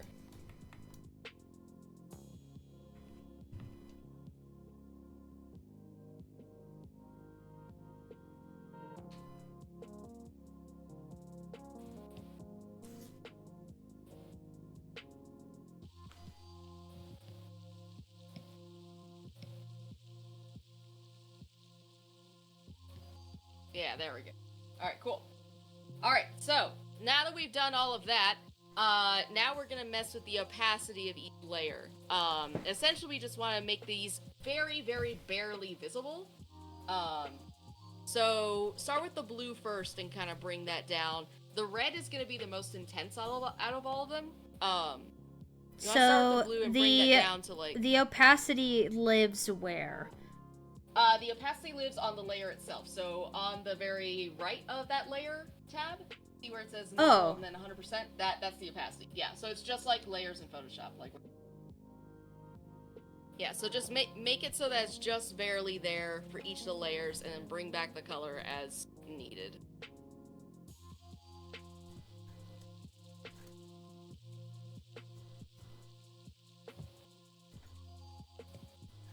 And go. I might have to bring some of the red back a bit, but... What values did you go about, like? I'm still messing with mine. I'm not super happy with how it is right now. Let me see. I feel like the shadow for my blue is kind of too dominant, like... I'm kind of hovering around the 20s for each of mine.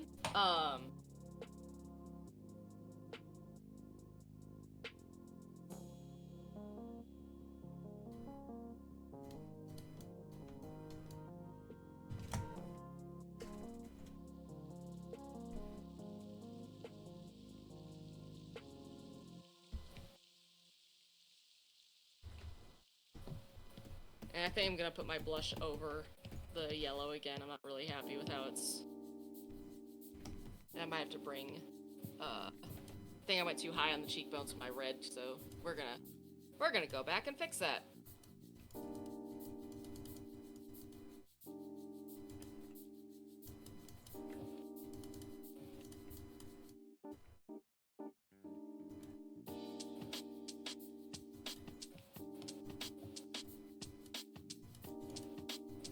Make this a little bit more intense just so I can see it early. Yeah, we're gonna bring that back.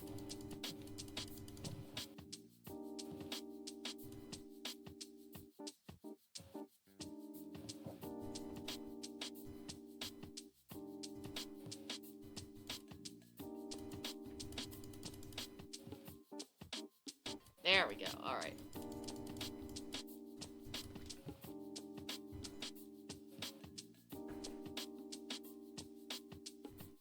Crazy how we did all of that work to add the variation to the color, but then when you turn it all down, it really did have an impact, weirdly enough. Yeah, it does have quite the impact. It's very subtle, but just gives it that little bit of extra oomph. You know what I mean?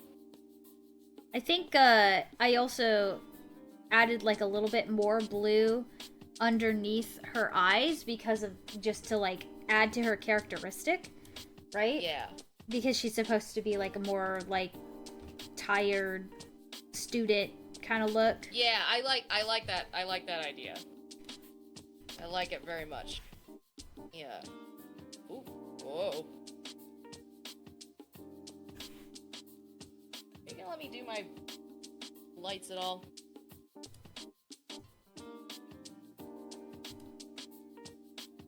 Ah, there we go. The answer is I was using the wrong colors. Or wrong shortcuts. There we go. Yeah. But yeah, so I think what it turned out for me was I set my red to 24, my yellow to 10, and my blue to 19. I ended up with an okay mix there. Yeah, I'm happy with that. I might add a bit of like cosmetic blush to her cheeks. So like we got the undertone blush, but she might need a little bit of cosmetic blush a little bit later.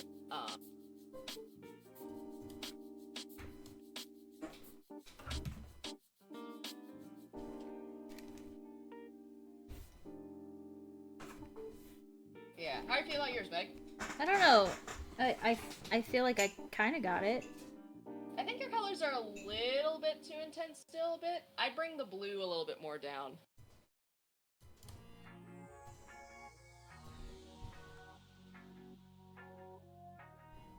Now the blue's at 13. My red is at 39. It might not be vibrant enough. Maybe, yeah. I think you went with too dark. I think you may have gone with a little bit too dark for red. Okay. I can easily fix though. Yeah, I originally went with a darker red too. It just didn't look great for me, so I did go with a more vibrant red on my side as well. Yeah, there we go. That looks good.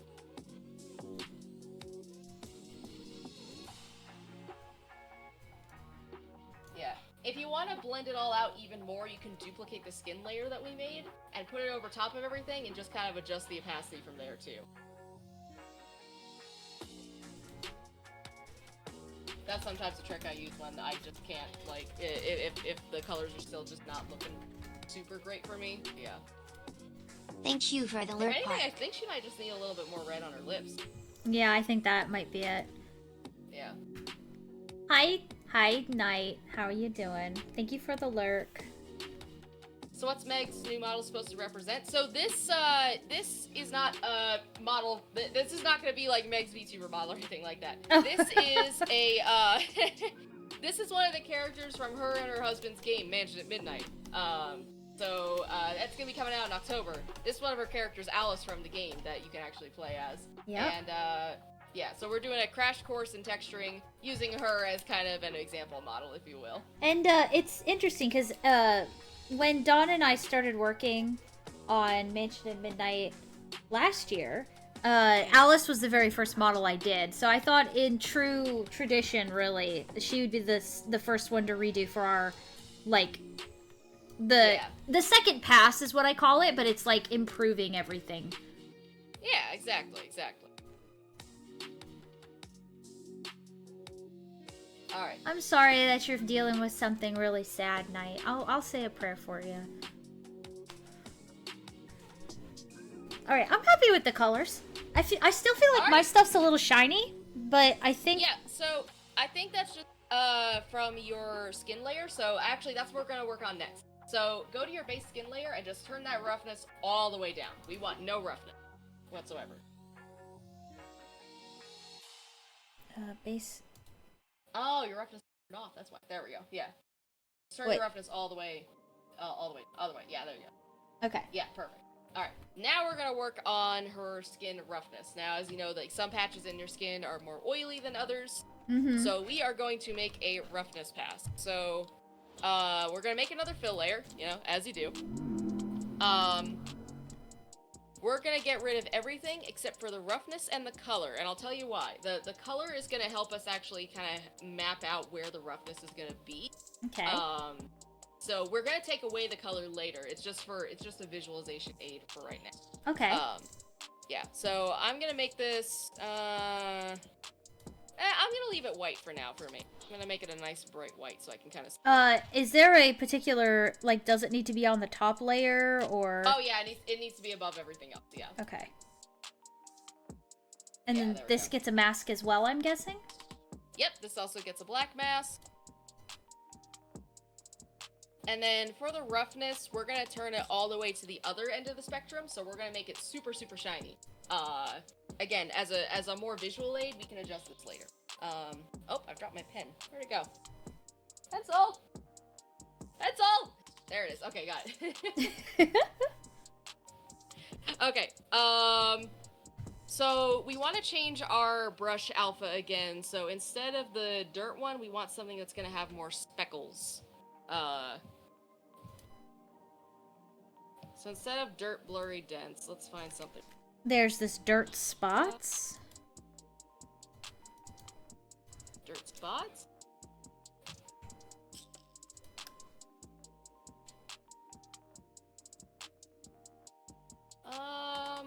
Dense small. Random. Dirt spots hollow. That's not what we're looking for here. Yeah, you want something that's gonna have something similar to pores. I think this dirt spot one, fine. Not the dense nah, one, not right? quite. Nah. Oh, here we go. Splash spots. Find the one that says splash spots. That one will work perfectly.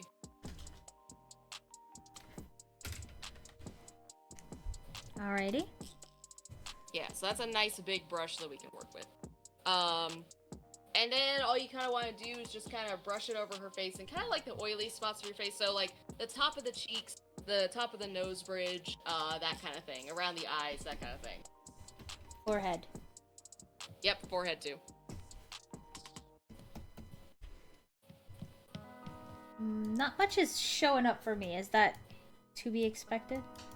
Yeah, it's to be expected. We are using a brush that has kind of a low opacity right now. So, actually, if you would like to see your roughness a bit better, you know where I was showing you where you can show the different channels? Go to the roughness channel and you can see where you're painting. Okay. This kind of helps, it's just that it's kind of hard to see, like, where exactly all of your colors are as well, because I like using the colors as a guide. That's just a me thing. But yeah, now you can see that's kind of coming up. You got it, you got it. There you go.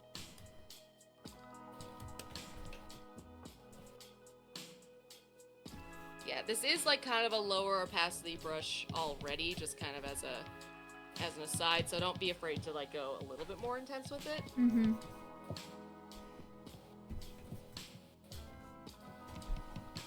Now it kind of looks like we're painting freckles on her. Yeah, and Which it actually is a pretty good guide for skin oiliness, yeah. it is.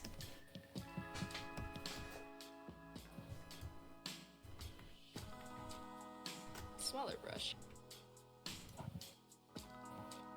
Yeah, so we're kind of creating the appearance of pores without making actual pores, if you will. And still at a level at which we can adjust it, so it being more cartoony. Mm-hmm. Exactly, exactly.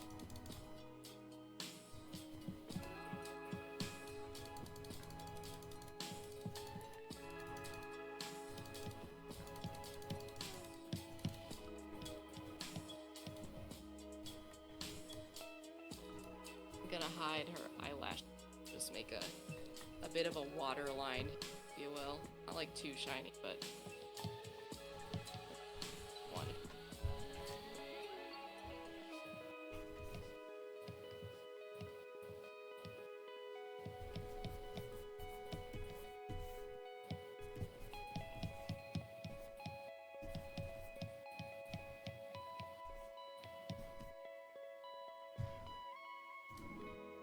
Oh, back to this. Here, there we go.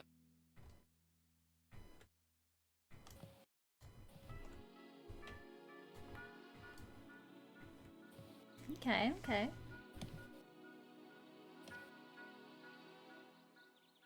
Okay. I kind of like how that's. I think I need a little bit more.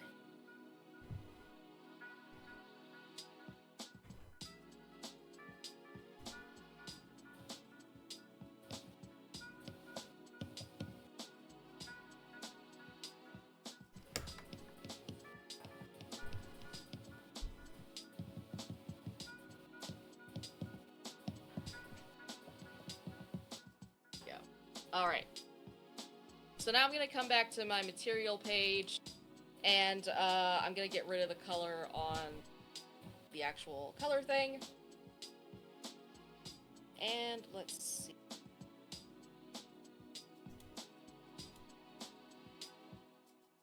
Okay. I'm just gonna kind of move the lights around to see kind of how that shininess affected skin. I think I'm gonna tone mine down just a bit. Because again, this always appears shinier in you. So I'm gonna turn down the just. I don't know, after I turn the material off, it's like I don't see it at all. Yeah, so if you move the lights around, you can see it a bit better. Sometimes you kind of have to go to the edge of the face.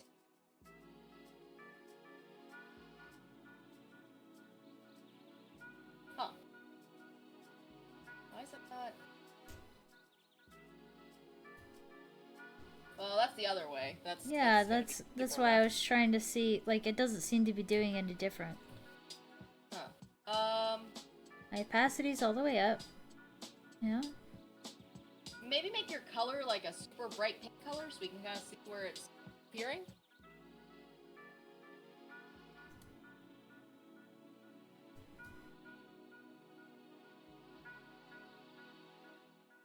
Yeah. Okay. I think your painting is just not super intense, so you may not have to actually adjust like the roughness very much. You may just be able to keep it like super shiny.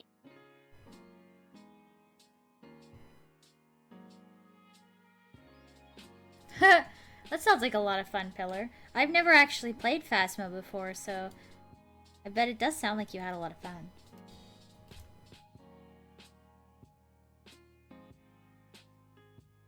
You might have to move the face around. I think you're at like just the right angle where it's not appearing for you. Because let me see if I can show you on mine. I kind of have to angle my face this way. You should be able to see like right there as it's hitting the edge. You can kind of see the speckling. Yeah, it's almost like it's about more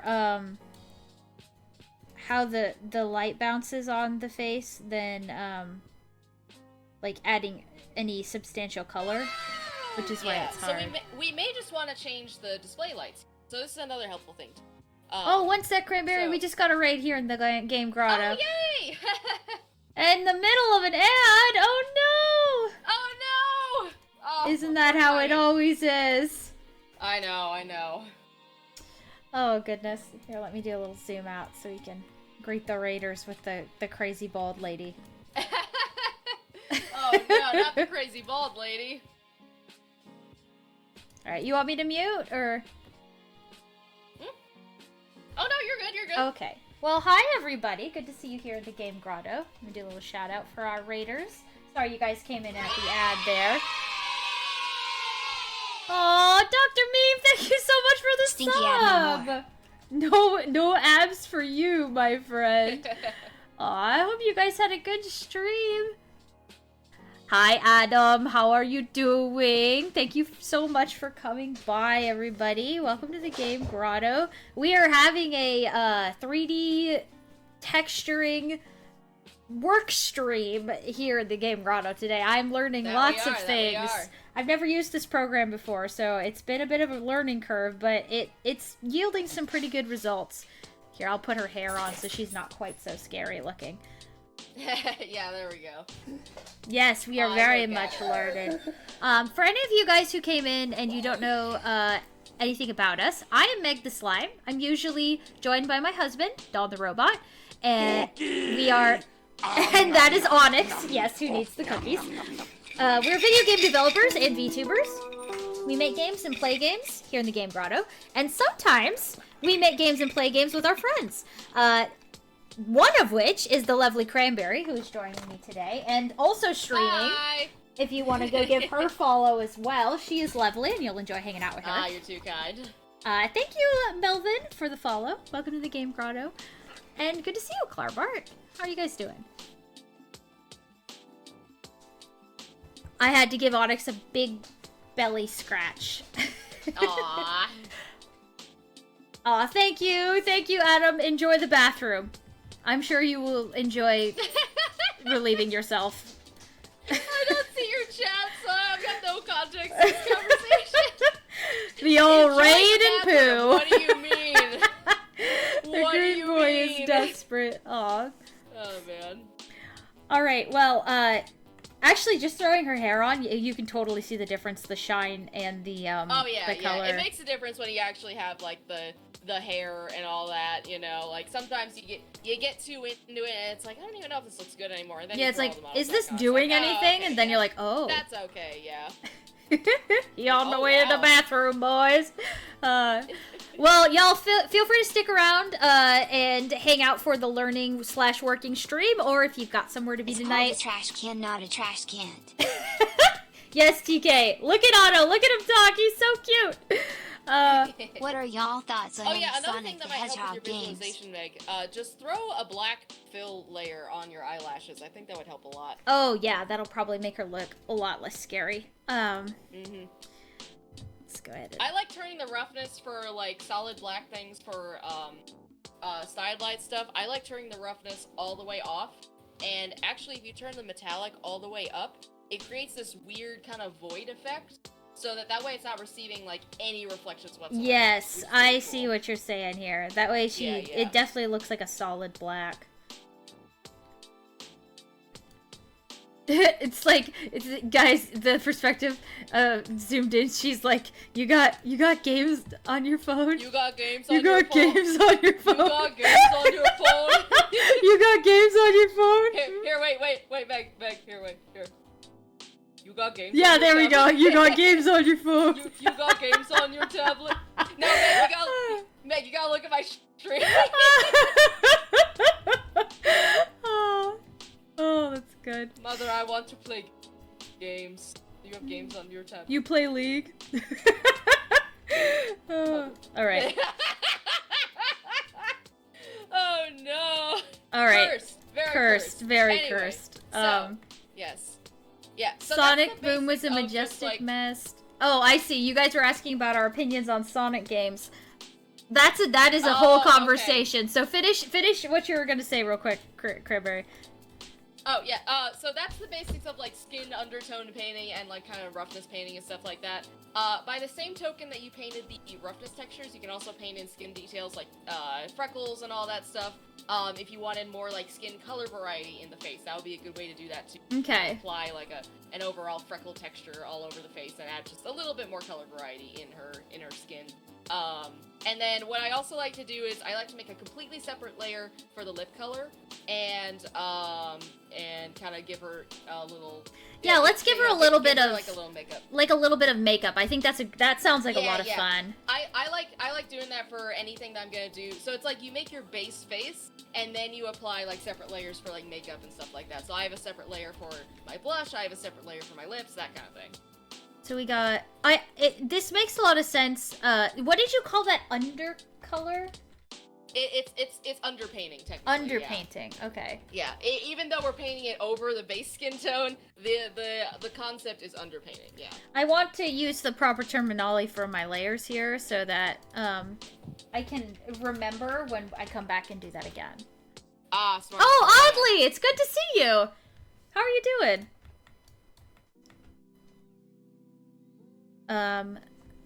Sonic. Let's make this not that much. Sonic and the Black Knight. Don actually really liked that one. That one was good. That one was a good Sonic game. I'm a fan of the original Sonic games. I also really liked Sonic Adventure. I played it a lot as a kid. And I actually beat Sonic Adventure. If anyone That you remember. did. I remember watching that, and that was a That fun was stream. something else, man. I like to think that was my fault. Oh, it was That entirely was your my fault. doing. You kept donating that I had to keep playing. I kept encouraging everyone else to donate so you would keep We playing. raised so much money for charity to my Oh my gosh. torturous, like, everyone just tortured me and I had to keep playing Sonic and I was terrible at it. It was that the glorious. button, What are you talking about? It was glorious. Thank you for coming by, Melvin. I hope you have a good rest. But yeah, I'm a big fan of Sonic Adventure. I think, I personally really liked Sonic, Frontier. I thought it was good. I enjoyed it. I still haven't played Sonic Frontier. That's one of the ones that I need to play. It's fun.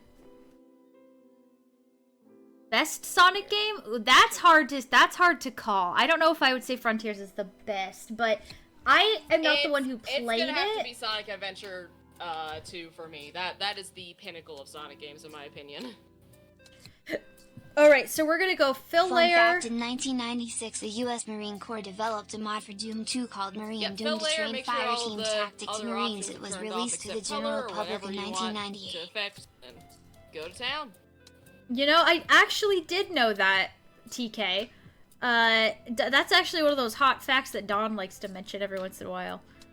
So this What fact? That they use Doom to train, Marine and, like, fire team tactics back in the day. Beautiful. Okay, and then we do mask, black mask. Okay, so this is my makeup, so I can just sort of go to town. Just kind of do what you want. I'm going to actually pull up my ref real quick. Yeah, you do that. I'm just kind of giving her some blush here and there, that kind of thing. I'll scoot this over.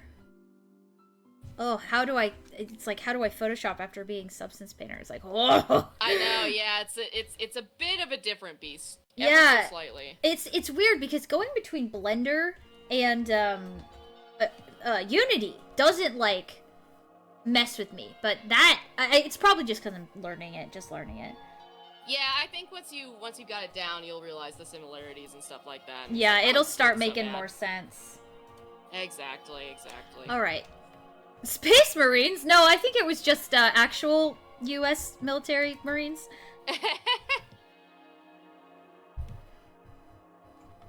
Alright. So then we go to this one. We make it this color. It's interesting that you do everything with the fill layer masks instead of just painting right on top of it. Well, the idea Fun is fact, it's the easier U.S. to Army change the ran colors this FPS way. MMO Like, for you the may like purposes the of shape recruitment and from area that this 2002 thing is to covering, but you may not 2022. like the color necessarily. Right. So, yeah. I mean, you can use paint layers. There's nothing wrong with the paint layers. I just like, for my workflows, I really like going back and like, oh, I see, like, if I import it into Unity, it's like, oh, this looks a little too red. I want to go back and change that. It's just a way for me to do that. Because I do that all the time when I'm actually doing digital art. I love having the lock pixels on layers, just so I can draw on the already existing pixels. But like for shadows and stuff like that, like, I like my shadow placement, I just don't like my shadow color. Can't do that easily in Substance, sadly, without the use of this.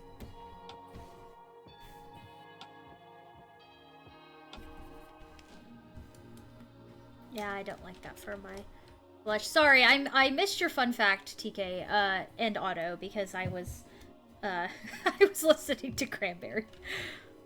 Sorry. It's not your fault. You never know when Otto's just gonna get chatty. It's true, Bring down opacity on that.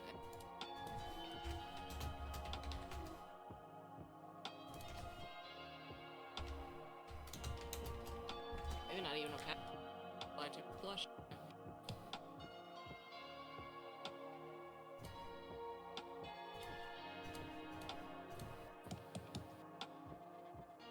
Fortunately, being a 3D artist has not made me the best makeup artist in the world yet. So. I wish it worked like that. Different muscles, you know? Exactly. It's also different when it's your own face. It's Oh totally gosh, different. no, doing your own makeup is the worst. I would do someone else's makeup any day.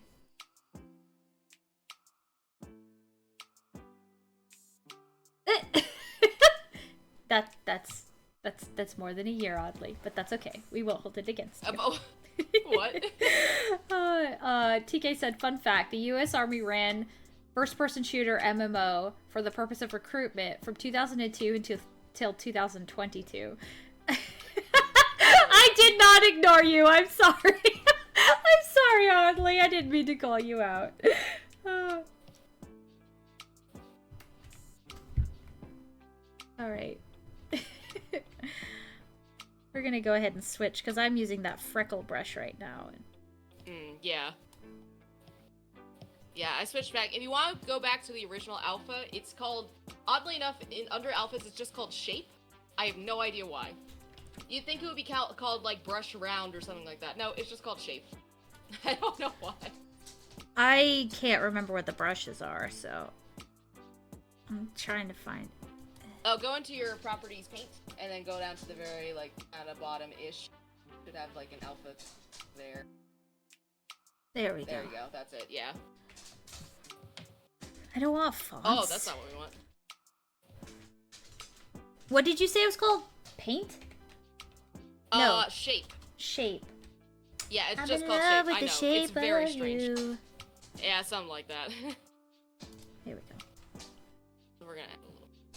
And I think I want a different I'm color sorry, for the lips. oddly. You know, I didn't elaborate, so.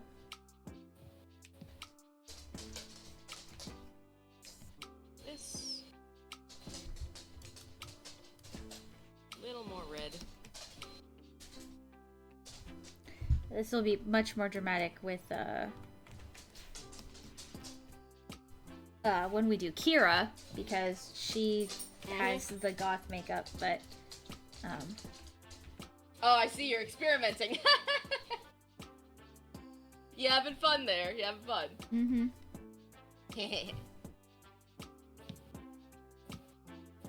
Oh, why is it wanting me to drag? I don't want to drag my. I'm gonna add a mask. Let me add my mask. Let me add my masks. Sorry, I'm yelling at my at my thing. Why are you doing this to me? Stop.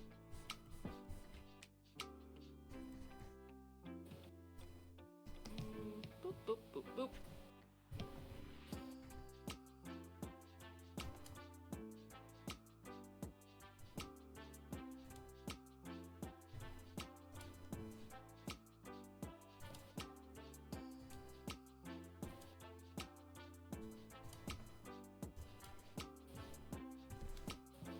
It's like starting to actually feel like a face, which is nice. Yeah.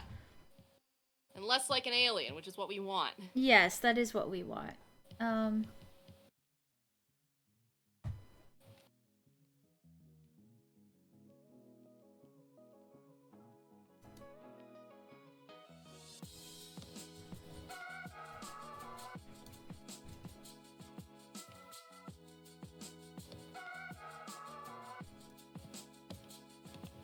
So, is it going to bake all of these colors into one texture? Mm-hmm. Okay. That is what it does. I'm following. I'm just... You are wary of, like, the... yeah, I'm just thinking about, like, the how much it's going to add aspect of it. Mm-hmm. Definitely Yeah, no, wary is will... a good way to put it. Yeah. So once we're done with the face, I will show you how to bake the how to like bake the textures all together and like export them, so that way you kind of have an idea. Okay, of, so like, I have an how it's idea. going to Yeah. export. Yeah, exactly. So I know we're not done with everything, but it'll give you an idea of how it works, so that way you'll know. Actually, I don't think I have Alice's ref up. I should probably.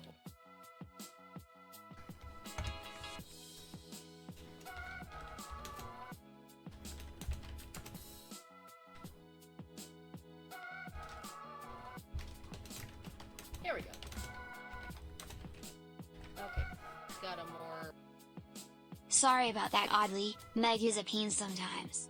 Aw, thanks, Otto. deodorant. I am a pain sometimes. You're not a pain. Who called you a pain? I called Who myself called a pain. Meg a pain? I called myself I'm going a to pain. physically fight them. Who called Meg a pain? No, I can make Otto talk too. Oh. I was apologizing to Oddly for being a pain. No, you're not a pain. Oh, jeez. You're not a pain, Megan. I was called out. I was 100% called out, you guys. Oh my gosh.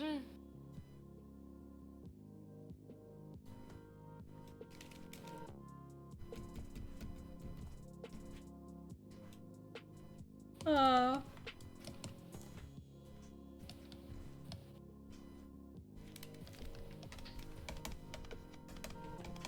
Yeah. Alright. Just that a bit.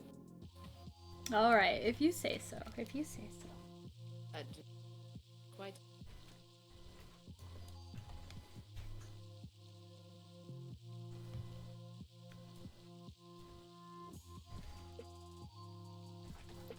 Man, could you imagine getting a VTuber model into this? Oh. Meg 3.0 Meg, you know is gonna be nuts. Cranberri in here, right? Yes, I know your VR chat Cranberri. I'm just like, Yes. it's definitely spurring my creative brain, especially with all of the like. Good. That's what it's supposed to do. All of the liquids, you know, like with being a slime, and it's just so much I never really touched on. Yeah. All of the like the metallic stuff, you know. Yeah, no, it's great. I'm very excited too. Not that I don't enjoy working on games, but like there's a lot of stuff that I don't get to do when we've got a project going, you know. Mhm.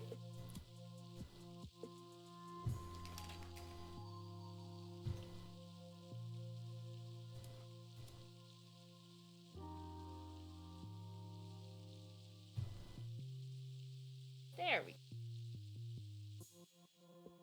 Actually gonna take this as a base for my highlights here. Every now and again, Meg's voice triggers your mouth. I wonder what... Maybe I've just got my headphones too high. Oh, maybe. Maybe. The other thing too... That's weird. It shouldn't be like volume based.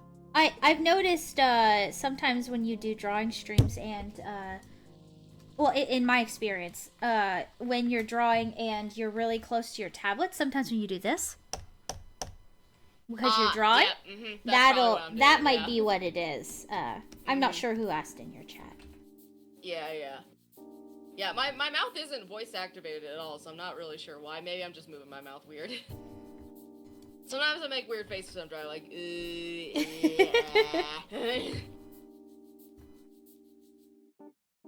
I'm just hyper focused.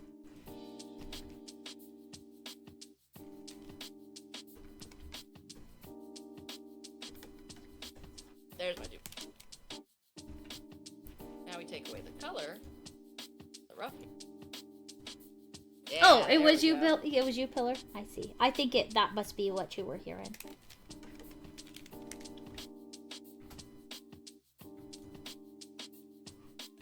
I need to put the blur filter on here, because...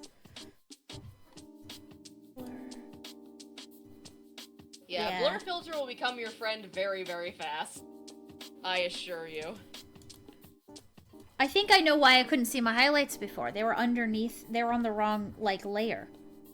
Like, they were underneath everything. Something else? Yeah. Oh, that's weird. That's okay, why. Well, there we go. It was my order of my layers. Ah. Yep, that'll do it. It'll always get you. Always get you like that. Alright, there we go. I wanted a lot more shine on her nose and, like, on her lips, because it really adds to this, like, cartoony look. Yeah, I like it. It's cute.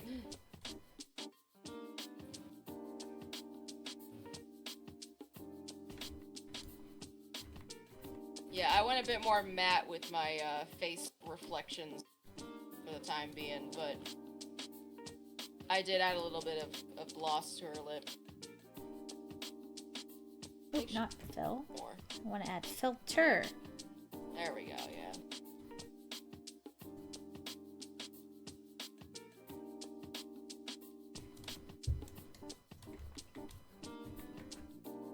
Okay, there we go.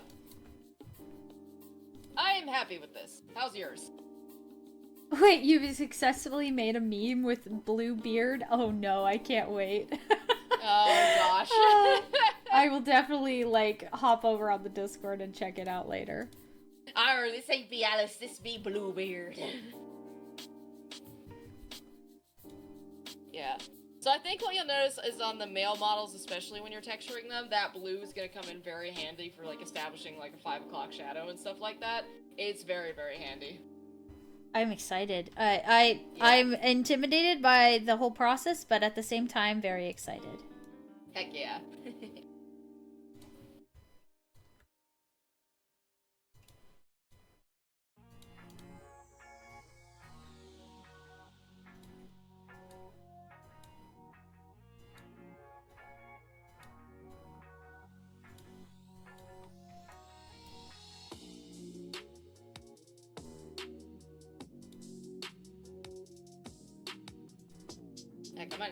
my blue more down. I think it's still too intense on mine. That blue, if you don't watch it, it will get out of control. Is the problem. Yeah. It just has to be this very, very subtle blue. Really hard to hit. Oh, that's a good idea, Pillar.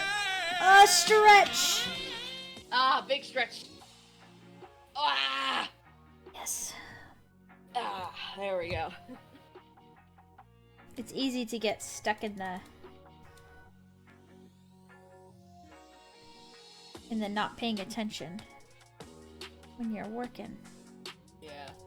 I like her eyeshadow. It looks cute. Thank you.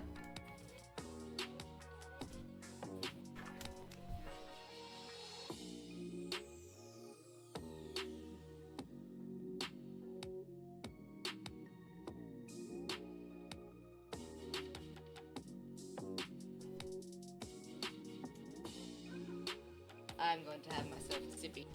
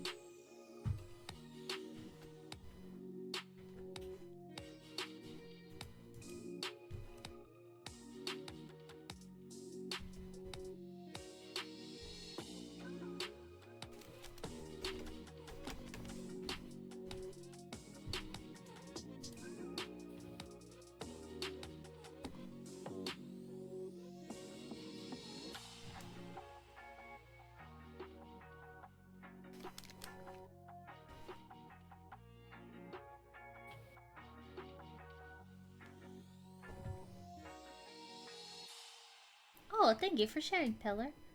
I'll definitely go check it out.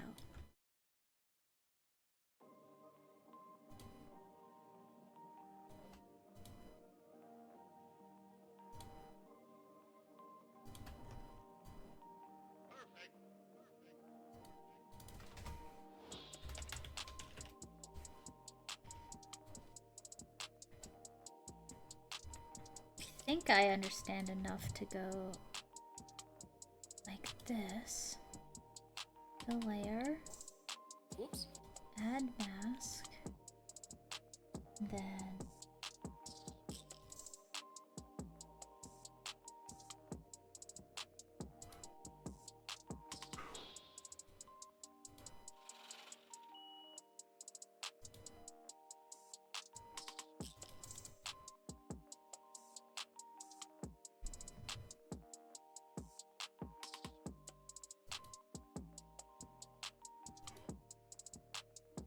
the layers are not paintable. How? How did you, You gotta click on the mask again in order to paint. Yeah, there you go. Oh, okay. I did do Yeah, it there you right. go. I just... Yeah, I was, no, you did it right. I was one step behind. Yep. Yeah, I'm just kind of filling in some base colors right now. Just so that she Looks less scary. has... Yeah, it looks a little less scary when we export her, yeah. You know, I Just could... not ready to wrap up here. Yeah, actually, I would be really curious to put her into Unity. Yeah, no, I'd love to see her in Unity. So yeah, let's fill out the rest of these textures. So you can actually copy texture layers from other parts of your model. So you can go back to your skin layer and copy that skin base layer and apply it to like your hands and stuff like that. Without like having to color match it all over again. Hush, boy. Hi.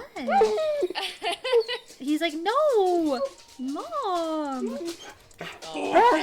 Oh, thank you for the cookie redeem, guys. You know that's what he wants, oddly. It's either that, he either needs to go outside or he wants a cookie. Like, he's a simple guy. He's a simple doggo. Very simple doggo.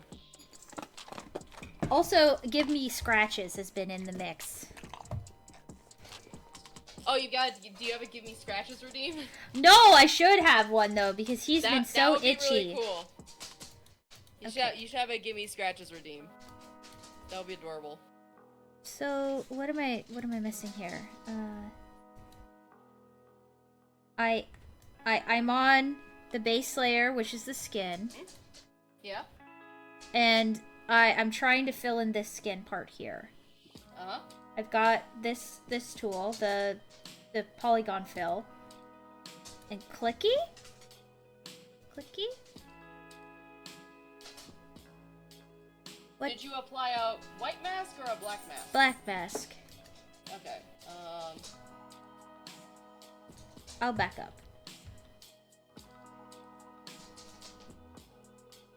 Oh, it's in your the skin layer is in your Oh, it's in my folder. Yeah, it's in your folder for the jacket, yeah. That did it. Clicky, clicky.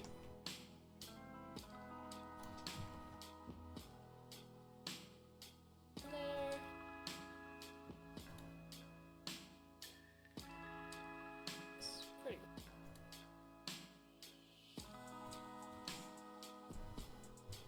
The rest of the thing.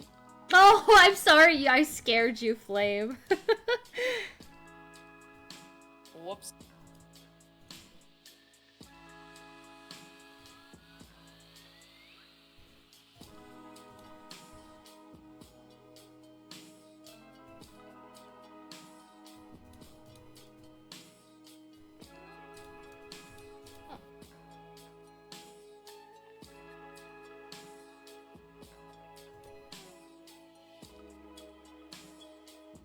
You got a few weird UVs on your little jacket strings there. Yeah, I did a when I did the subdivide you know how there's a filter where you add more polygons and it kind of didn't like it, so I have to go back and edit them. Gotcha. Yeah, they're a little high poly, I was gonna say. Probably even go less than what you got. It's fine. I think if anything, you need more divisions vertically and less so horizontal. You know what I mean? Mm-hmm. I know what you mean. Yeah.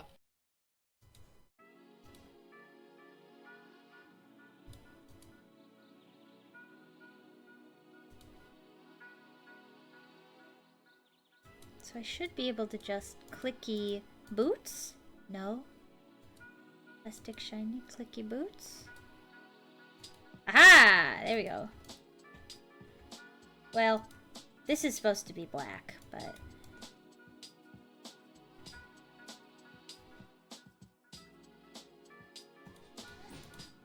Let's see if I can't find this denim.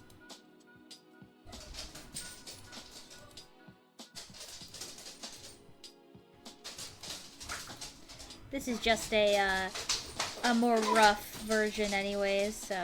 Exactly, yeah, so I'm not worried too much about it. I'm gonna use a fabric. There is a denim, but I don't really like how that looks. We'll just make our strings black just to make it fast. The audio is quiet? Oh, I'm sorry. Let me see if I can... It's cool that with the symmetry tool on, it'll actually, like... It'll get, Is that like... better? Hopefully that's better. Plastic shiny clicky boots.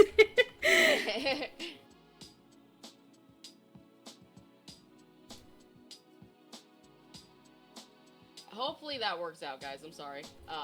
Dream's chugging a bit because my graphics card is angry with me. You say, why are you doing this? I think it's a bad idea to stream Substance Painter. Well, maybe we'll just have to get you a cute reactive, like I have, so that we can make it a little more streamlined if we try to do this again. I might do that next time I do this, yeah. Okay. So we'll... This is the hair? Okay. Find color? Plastic shiny clicky boots. Okay. Hi, boy. Are you back? You're back. Guess who's back? Back again. Onyx is back. Cookie He wants friends. more treats. Guess who's back? Guess who's back? Guess who's back? Da da da. Oh dang, I'm really chugging along here. I might have to save and close up later. Go for it. Go for it. Save. No. I'm just gonna save before it crashes. Save. Cookie! Thank you for the cookie redeem pillar. Is there any presets for hair that I could slap on this hair that'd be like cool to see? Not really. I Not would just really? Put, like, a fill layer on it, and that's Okay. your best bet. Yeah. I feel like the hair might be another one of those ones we have to do really closely with, like, the face. Yeah. Thank you for drooling over me, boy. And he's gone.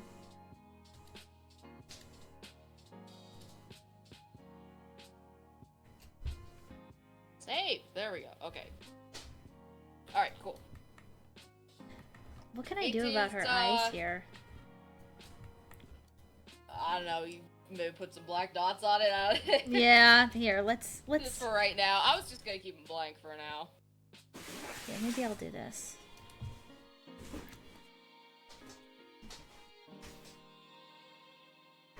Oh, not the red. I want brown. Now she looks like somebody from Danganronpa. The swirly eyes. The spirals in her eyes. Like, Yeah. She like goes into an exit or something. Ultimate Something despair! really twisted, Ultimate yeah. despair! Yeah, something like that. Yeah, there we go. That'll work.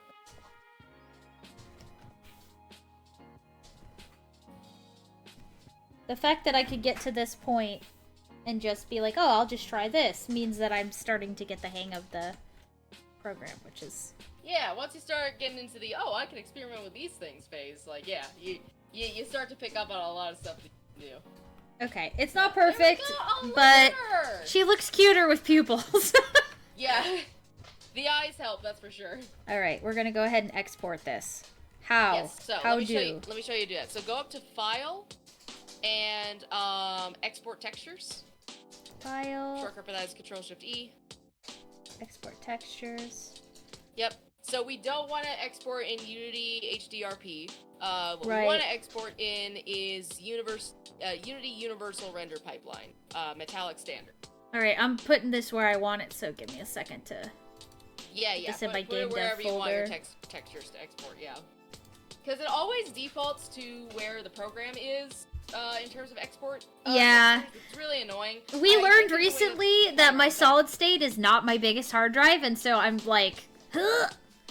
Ugh, yeah. Okay, Yeah, file I've been type. exploring options on getting a new solid state for my PC because it's not the biggest. I need a bigger storage solution. Universal render pipeline. Yes.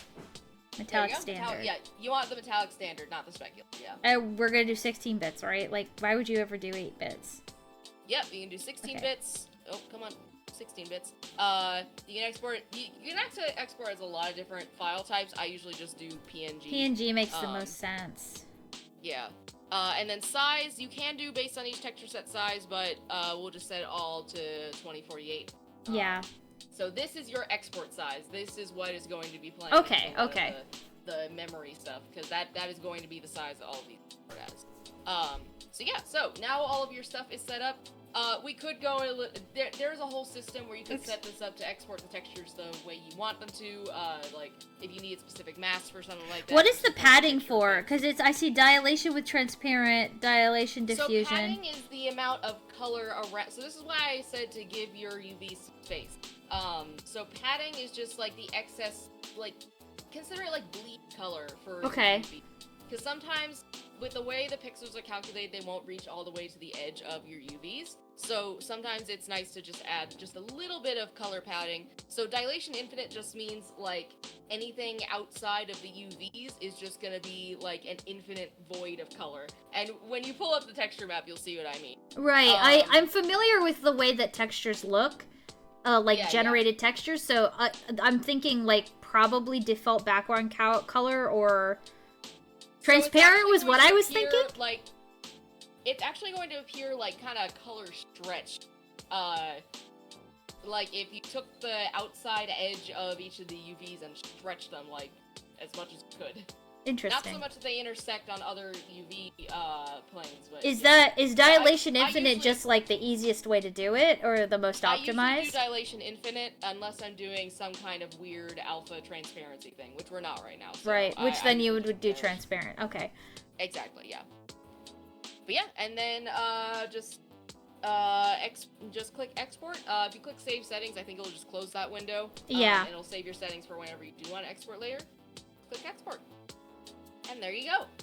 And you get 4 texture maps per material you imported in here. So your eyebrow is getting an albedo, transparency, emission, metallic, smoothness, and normal, yada yada, all that stuff.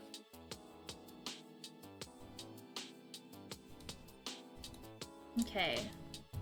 Yeah. And if I go over, I'm just looking at my folder real quick to see what all it gave me. Mm-hmm. Yeah, no worries. Oh yeah, look at that. Here, I'll share with you guys. I've got... This is the albedo. It even says albedo with transparency, the normal map, the metallic. And then there's all of them. There they go. Look at that. Yeah, there you go. Easy And now you have peasy. textures for Alice. You can kind of And see all you this gotta is do like what they used to look like. I just basically painted right on top of the texture. But, I mean, you can still do that in Substance Painter, don't get me wrong. But yeah. It's real nice to have the option to just kind of generate some stuff. This so is if you kind want of the something way more, that it like, looks realistic. differently. Like, yeah, this is what Yeah, you were see saying what about I the mean? color. Yeah. It I'm kinda familiar spreads with out. these are what the textures look at like when I download like assets from Probably because they use Substance Painter for their stuff. probably. Yeah. I kind of wanted to see Yeah. what the face looked like. Yeah, I could see the all of the details is all in the middle there. Yeah, we're gonna have to. We're we'll gonna- fix that later. I think we'll yeah. probably unwrap them again before like I keep a final version of this, but Yeah. this Now, is I more of will a say, crash if course you anyways. Yeah, if you do unwrap things, if you do like re-unwrap things, like add new seams and stuff like that, all of your layers will stay the same. It's just that your black mass may be warped and weird, so you may have to reapply all of your black mass. Well, that kind of makes sense, right? Because it's generating all the data from the pre-existing mesh. So I get that. Exactly, yeah.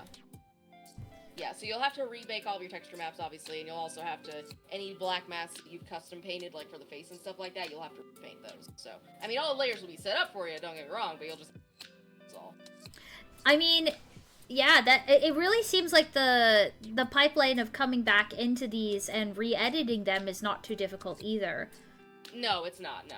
Yeah. Because you kind of I've just done go that from one countless thing to times the for next. my work, yeah. Where I just kind of go in between, and then they're like, hey, can we change the color on this? Or, like, you know, can we change the materials kind of slightly? That kind of thing, so, yeah. And it also comes to mind that you can edit those materials a lot in Unity as well, like your specular and Yeah, things like that. Yeah, there's like a slider for specularity as well. So if it, like I said, when you import these into Unity, they're going to be a bit more shiny than what you'd expect because of like how Unity calculates reflections versus Substance Painter. Right. So yeah, there is a slider to bring down the specularity in Unity. That's what I usually do. Sometimes I try to compensate for what Unity is going to calculate as reflections in Substance Painter, but sometimes it's just easier to texture in Substance Painter to make it look good, and then just reduce everything in Unity. So. Yeah. I'm excited. This is very cool. I'm just like... Yeah, I'm glad. I am hope still a it's, little overwhelmed on, like... I think the aspect that I have so many characters left to do and... like the amount of work that goes into each of them, it really makes me want to like zip through the modeling half now so that I can focus on doing this more intensely. But like it I'm a little intimidated by the time crunch I'm about to go under, but you know, as is indie dev life, so that's just kind of how it goes. Don't worry, I can help you out where I can. I've just got my first VTuber child that needs to be done before the beginning of October that I gotta focus on. I right know, now. and since y'all are waiting for Unity to load, I'll just go ahead and drop this in here. If you guys haven't heard us gush about it already, the adorable and beautiful Princess of the Sea Corky Bug is having a re-debut this Yes. Saturday. So Yes, that she is. in case you guys didn't know, I've been doing, I don't want to say all the assets, but most of the assets for Corky Bug's re-debut. We've been helping her with a lot of the art for the stream and her re-debut and stuff like that. So which you is guys will going to look definitely, awesome. it's going to be amazing. You guys are going to be so surprised by all the beautiful details, but that has also been taking up a lot of my time. Meg was in charge of all of her overlays and alerts, and like it's awesome. It looks great. So you'll be seeing a lot of slime art over in the Corky Bug, where I'm not sure, in the Corky Grotto. Corky Grotto? Like Ariel's Grotto, like. We got yeah. what Corky stream is gonna be called, yeah. Yeah, because we got the Cranberry Bog in the game grotto, but like what? Yeah, exactly. I gotta bug her about it. Be like, hey, what is it called? Bugger. Bugger. Yes, I always bug the Bug twins. Okay, so I'm actually going to hide Cranberry's little screen here so that you guys can see. Ahead, Oh, not Cranberry. Not there. Here, Okay. you know what? Here, for everyone on my stream, since I'm not doing anything, I'm actually gonna close Substance Painter. Yes, I will go ahead and save. And I'm gonna make Meg's POV here. Oh, the big one. The Corky Cove? That's cute. That's cute. I might pitch that one. We should pitch that one to her, Miko. Cute. Definitely. Here, let me make Meg's POV stuff a bit bigger for y'all. So this will probably take a hot minute to try to get all these materials on her, but... Oh yeah, no worries. Here, I'm just gonna make this just a little bit bigger so you guys can see what she's doing. So for I'm anyone... gonna bring my camera over here. Anyone not familiar with Unity, this is Unity. This is the actual scene from the Mansion at Midnight title scene. This does not have any of the code. This is just visuals. I use this environment for like testing materials and stuff like that. Oh, you also have like an art dev scene where you get to play with all your materials and stuff like that. Yeah, I always ask for that for every project that I do at work. It's like, hey, listen, I need to make a scene where I can like play around with all my art dev materials. So your guys' work. Basically, when we started the project last year, I made all the rooms over on my client, and then we exported them, and then Don had them on his client. Ah, okay, that makes sense. Yeah. Onyx, hush boy. All right. Yeah, it is. It's we the don't mansion. need the draw an arm anymore. All right. So, is this the mansion at the midnight? This is the mansion at midnight. You can't go in, but people are interested in seeing my full body again. I think the only time you see the courtyard in the game is the title screen, and as you guys can see, explore that courtyard though. It looks cool. You'll have to wait and see if we ever have a sequel. Then you can go to the courtyard. To the game that's not free. But yeah, that's inside the mansion right now. Yeah, I'm gonna do a sit. Yeah, do a sit. Yeah, I need to give this doggo a cookie because he is just whining into the microphone. Are you satisfied? Are you satisfied now, huh? He's like, I'm sorry, Mommy. I didn't mean to make you upset. Aww. It's only been 10 minutes. You're right, though. It's only been 10 minutes. Okay. So we need to... Poor little boy. As he licks my arm. Good boy. Okay. So I'm going to go ahead and... Here's item models, enemies, character, textures, and mats. Okay, that's as good a spot as any. Ow. Alright, and then we've got the Thank yellow. you for redeeming a catch me. Again, I'm not a Pokemon. We're just gonna put these all in a folder. As much as you guys tell me I look like a Vulpix, I swear I'm not actually. I don't breathe fire. I just go Robo. Okay, so we're gonna move those over there. So I've got my body mat, my hair, my eyes, and this is a glossy mat. We're gonna get rid of that. Actually, no, I'm not gonna get rid of anything. Undo, because it's gonna cancel, because that's actually the materials on the old version right here. That's her materials. So. Oops, that's not what we want. Yeah, we don't want to get rid of those. So here we go, and just open my game dev folder here. I absolutely love how both you and Meg have poke brows. We Wait. do have poke brows, don't we? What are polka brows? Oh, like the like little dots instead of Oh! like actual eyebrows on our faces. Yeah. I guess I didn't know they were so. called polka brows, but yeah, now I know. That's adorable. I'm a big fan of tiny eyebrows. I just think they're neat, especially for like animal characters and stuff like that. I just think like cats always had like those little dots on where like if they had eyebrows, kind of like where they would be, you know. So I just think it adds a little bit of that animalisticness into it. Yeah. Oh yeah, right. Onyx. Does Onyx have little polka brows? When he was a baby, he did. Oh, now I want to see baby Onyx. Oh, I'll show you guys baby Onyx. I'll have to post it in the please, Discord because they're on my phone. Yes, please. I want to see baby Onyx. You don't breathe fire yet. Apparently, I do spit hot facts, so a bit of a Vulpix. I don't know if that counts, but thank you. I appreciate it, Nicholas. Okay, so we'll call this yellow 2 body. Yeah. We'll put this right here. Although face is really what we spent the most time on, but the body was yellow too, right? Yes. Yeah, I think it was the yellow body too. was yellow too. Yeah. Yellow 2. Something about puppies? Yes. We were talking about baby Onyx, which is Meg's husky puppy. We got a normal. Oh. She said she's gonna post a picture later in their community Discord. That Which if you doesn't haven't look joined, right. it's great. Although Speed, I've probably seen you around. I'm sorry, I think I've seen you around the Game Ground Discord. Well, that's his issue. So, did you import her UV unwrapping into this model that's in Unity? Nope. That's probably what's going on. That, yeah, yep, that's probably it. Mm-hmm. Yep. I was like, Do what? you like puzzles?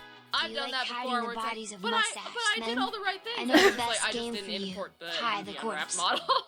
Because sometimes I will give the model to my programmers just so they have it so they can work with it because the rig will be done and the model will be done and really just the only thing is textures. Let's then go and work on it. And then I'll do all the UV unwrapping and texture stuff. And then I'll all of a sudden realize, like, wait, I didn't actually give them the correct model. Well, yeah. It's one of those, like, common oopsies, you know? Yep, it's true. It's true. Alright. So, I would say your character looks more like a Midnight Lincoln Rock. I could see that. Although They're when it Lincoln comes Rocky. to Lincoln Rock forms, when it comes to Lincoln Rock forms, I definitely prefer Dusk Lincoln Rock. That is the epitome of Lincoln Rock for me. Although I will say, foxes are my absolute favorite animal. If you couldn't tell. And actually one of my favorite Pokemon. Well, my favorite Pokemon of all time. Oh no, my camera. Okay, no, it didn't die. We just we had a bit of an oopsie where I accidentally turned it off. Yeah, daytime Lincoln Rock is cool too.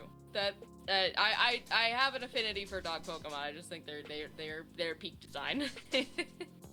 But my absolute favorite Pokemon of all time is definitely Zorora, followed closely by Zoroark. There we go. I like my little shapeshifter fox, and I just think that would be fun to have as a pet. Agreed. Alright, sweet. Also, then I could send them to work so I could stay home. Not really. Alright, and then we have the face one. Oh my. That was skin, right? Skin was face, yeah. Yeah. The normal map. My favorite is Lucario. Oh, Lucario is also peak. Probably, like, also one of my... Okay, so my top Pokemon, let's see. Definitely Zorora's line. Zorora and Zoroark. The Lucario line, also some of my favorite Pokemon. Let's see, who else? I do really like Ninetales and Vulpix. They're also fun. Let's see. What other funky Pokemon do I like? I really like Sprigatito and that whole line from Scarlet and Violet. Have you heard the tale of Hachiko? I think that might have been.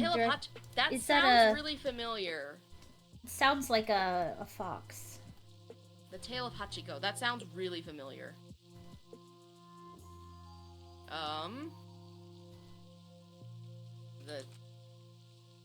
The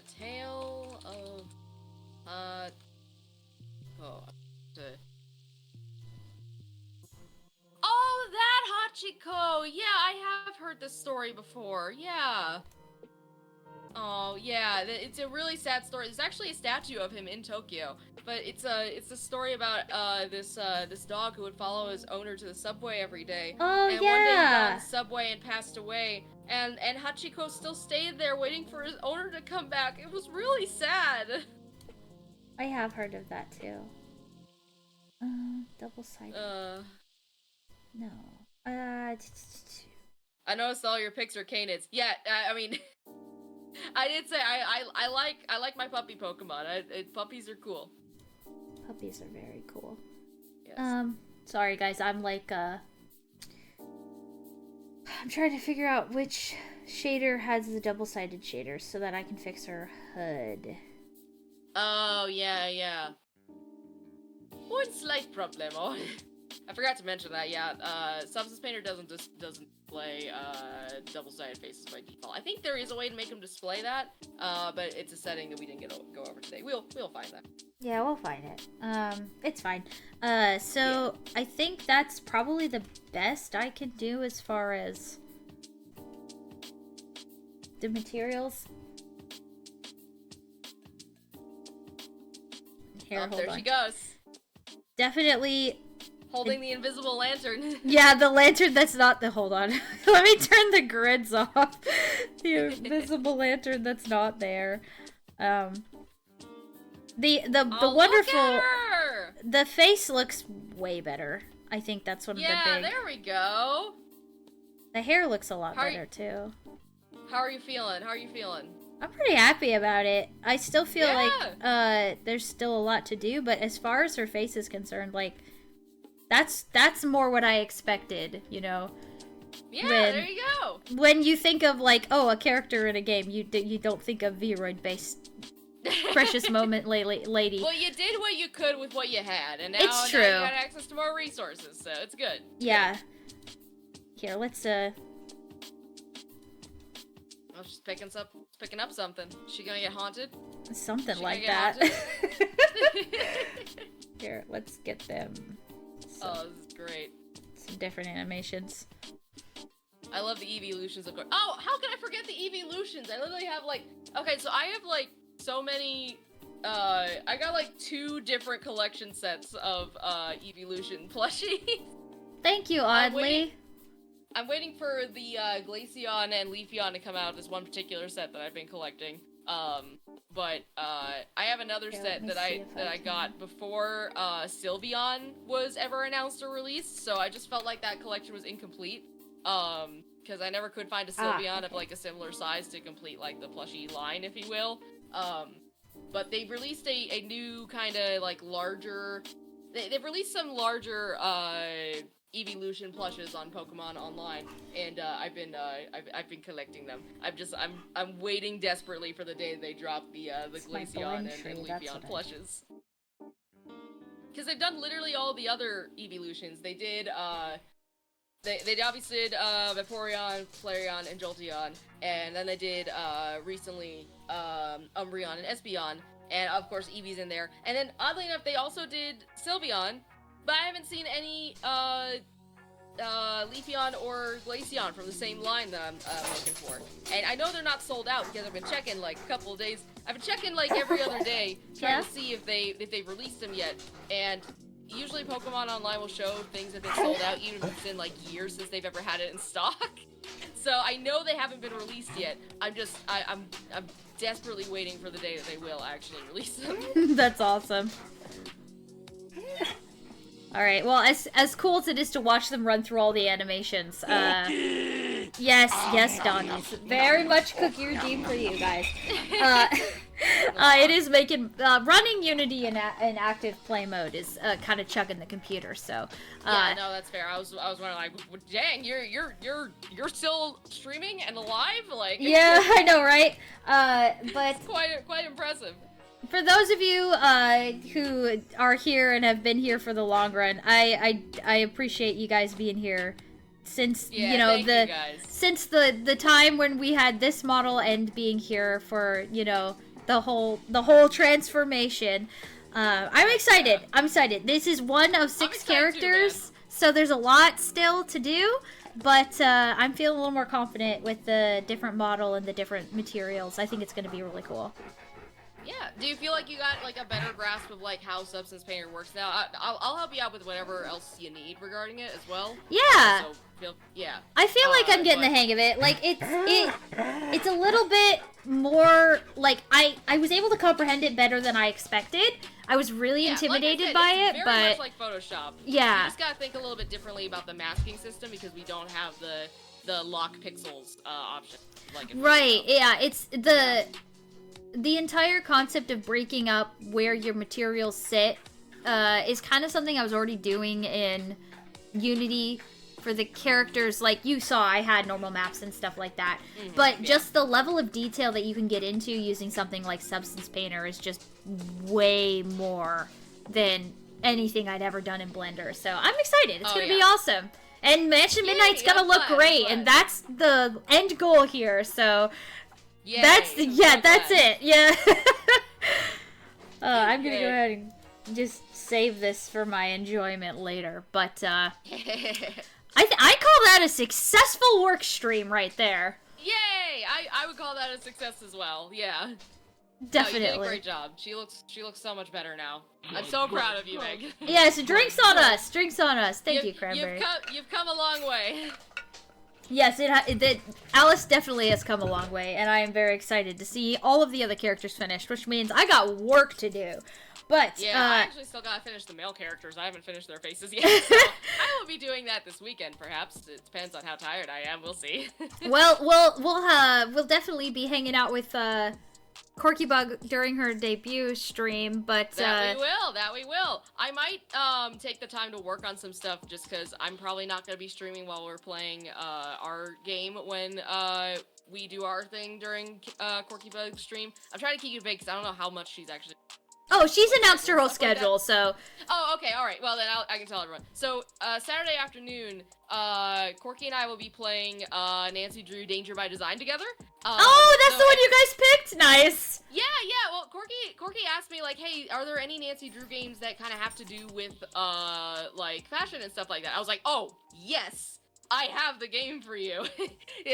Funnily enough, it's the first Nancy Drew game I ever played, and I haven't played it in, like, 10 years, so I'm super excited. You're gonna be baking cookies, man.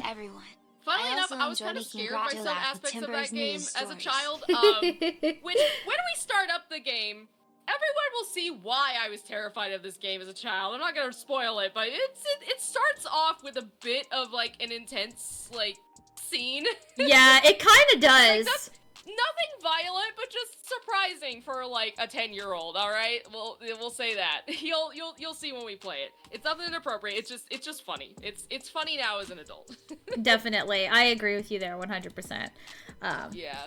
But I actually, just so that you guys know in the chat, this week we're gonna finish up with some gaming and a little bit more dev later.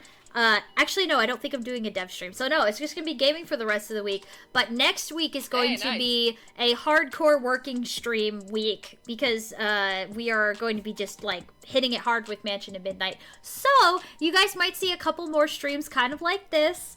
But I promise we'll get back to doing stuff that's more fun once the game comes out. It's just we got to get our nose to the grindstone. So, if you're the kind of person who's interested in this kind of, behind the veil of the game development process, then please look forward to next week because we're going to be hitting it hard and you guys are going to see a lot of it, whether you like it or not. Yeah, I might be reducing streams next week. I'm not sure yet. It's really going to depend on how much I get through on my first VTuber child. I do want to stream the process because I want to show everyone like how live 2D rigging works and stuff like that. But my first VTuber child has asked that I keep her face a secret, and so I'm going to respect that. But problem is that I do have to rig her face first, and that's gonna. Are you just gonna put something over her face when we go when you start doing the next part? Well, no, I can actually hide layers in Live 2D, so I think she's just gonna be like a flesh face, like a no face. It would be kind of funny if you could like pin something over her face, like she's covered the whole time, like a mask, Yeah, I might do something like that. I just thought it would be funnier to just leave her as like a thumb temporarily. That would be pretty funny. Not gonna lie. So just so all the aspects and stuff like she wants to keep like the design of her eyes hidden. She's got some special stuff going on there, and all that. Ooh, how exciting! yeah, it'll be fun. Well, I think that it's a good time for us to find somebody to raid, so y'all stick around for that. Yes. And tomorrow I will be doing some Final Fantasy with the fam. Ooh, so very if fun. you guys want to join that, you totally can. Put And a bag everyone on who her follows me head. not the game route. Everyone who follows me here in the Cranberry Bog, you should go watch that stream because I am not going to be streaming tomorrow. Tomorrow is going to be a work day for me, on my first VTuber child, like I said. So I can't stream the process while I rig her face for right now. So everyone go hang out with Meg and Don as they play Final Fantasy tomorrow. All right, and we'll be back to regular schedule sometime soon. We'll see. Yeah. The end of this month is gonna be You guys super go busy for enjoy me, the so raid and have streams a might good be a night. little bit sparse. But then I'll have to catch up on Monster Hunter and stuff like that with you guys because we still gotta beat Fatalis before Wilds comes out. Because I'm gonna be really mad if I don't beat Fatalis before Wilds comes out. The clock is ticking. I know. I may just have to record myself doing stuff off. Just a little bit for it. Like some unimportant hunts and stuff like that. You know how it is. So. Well, Cranberry, it's always a pleasure to have you and to work with you. I say let's And go you find as well, someone Meg, to you raid. as well? Yeah, let's find someone to raid. All right. See you, everybody. We'll catch you later. Bye, Boggards. Bye. We'll see you soon. Bye.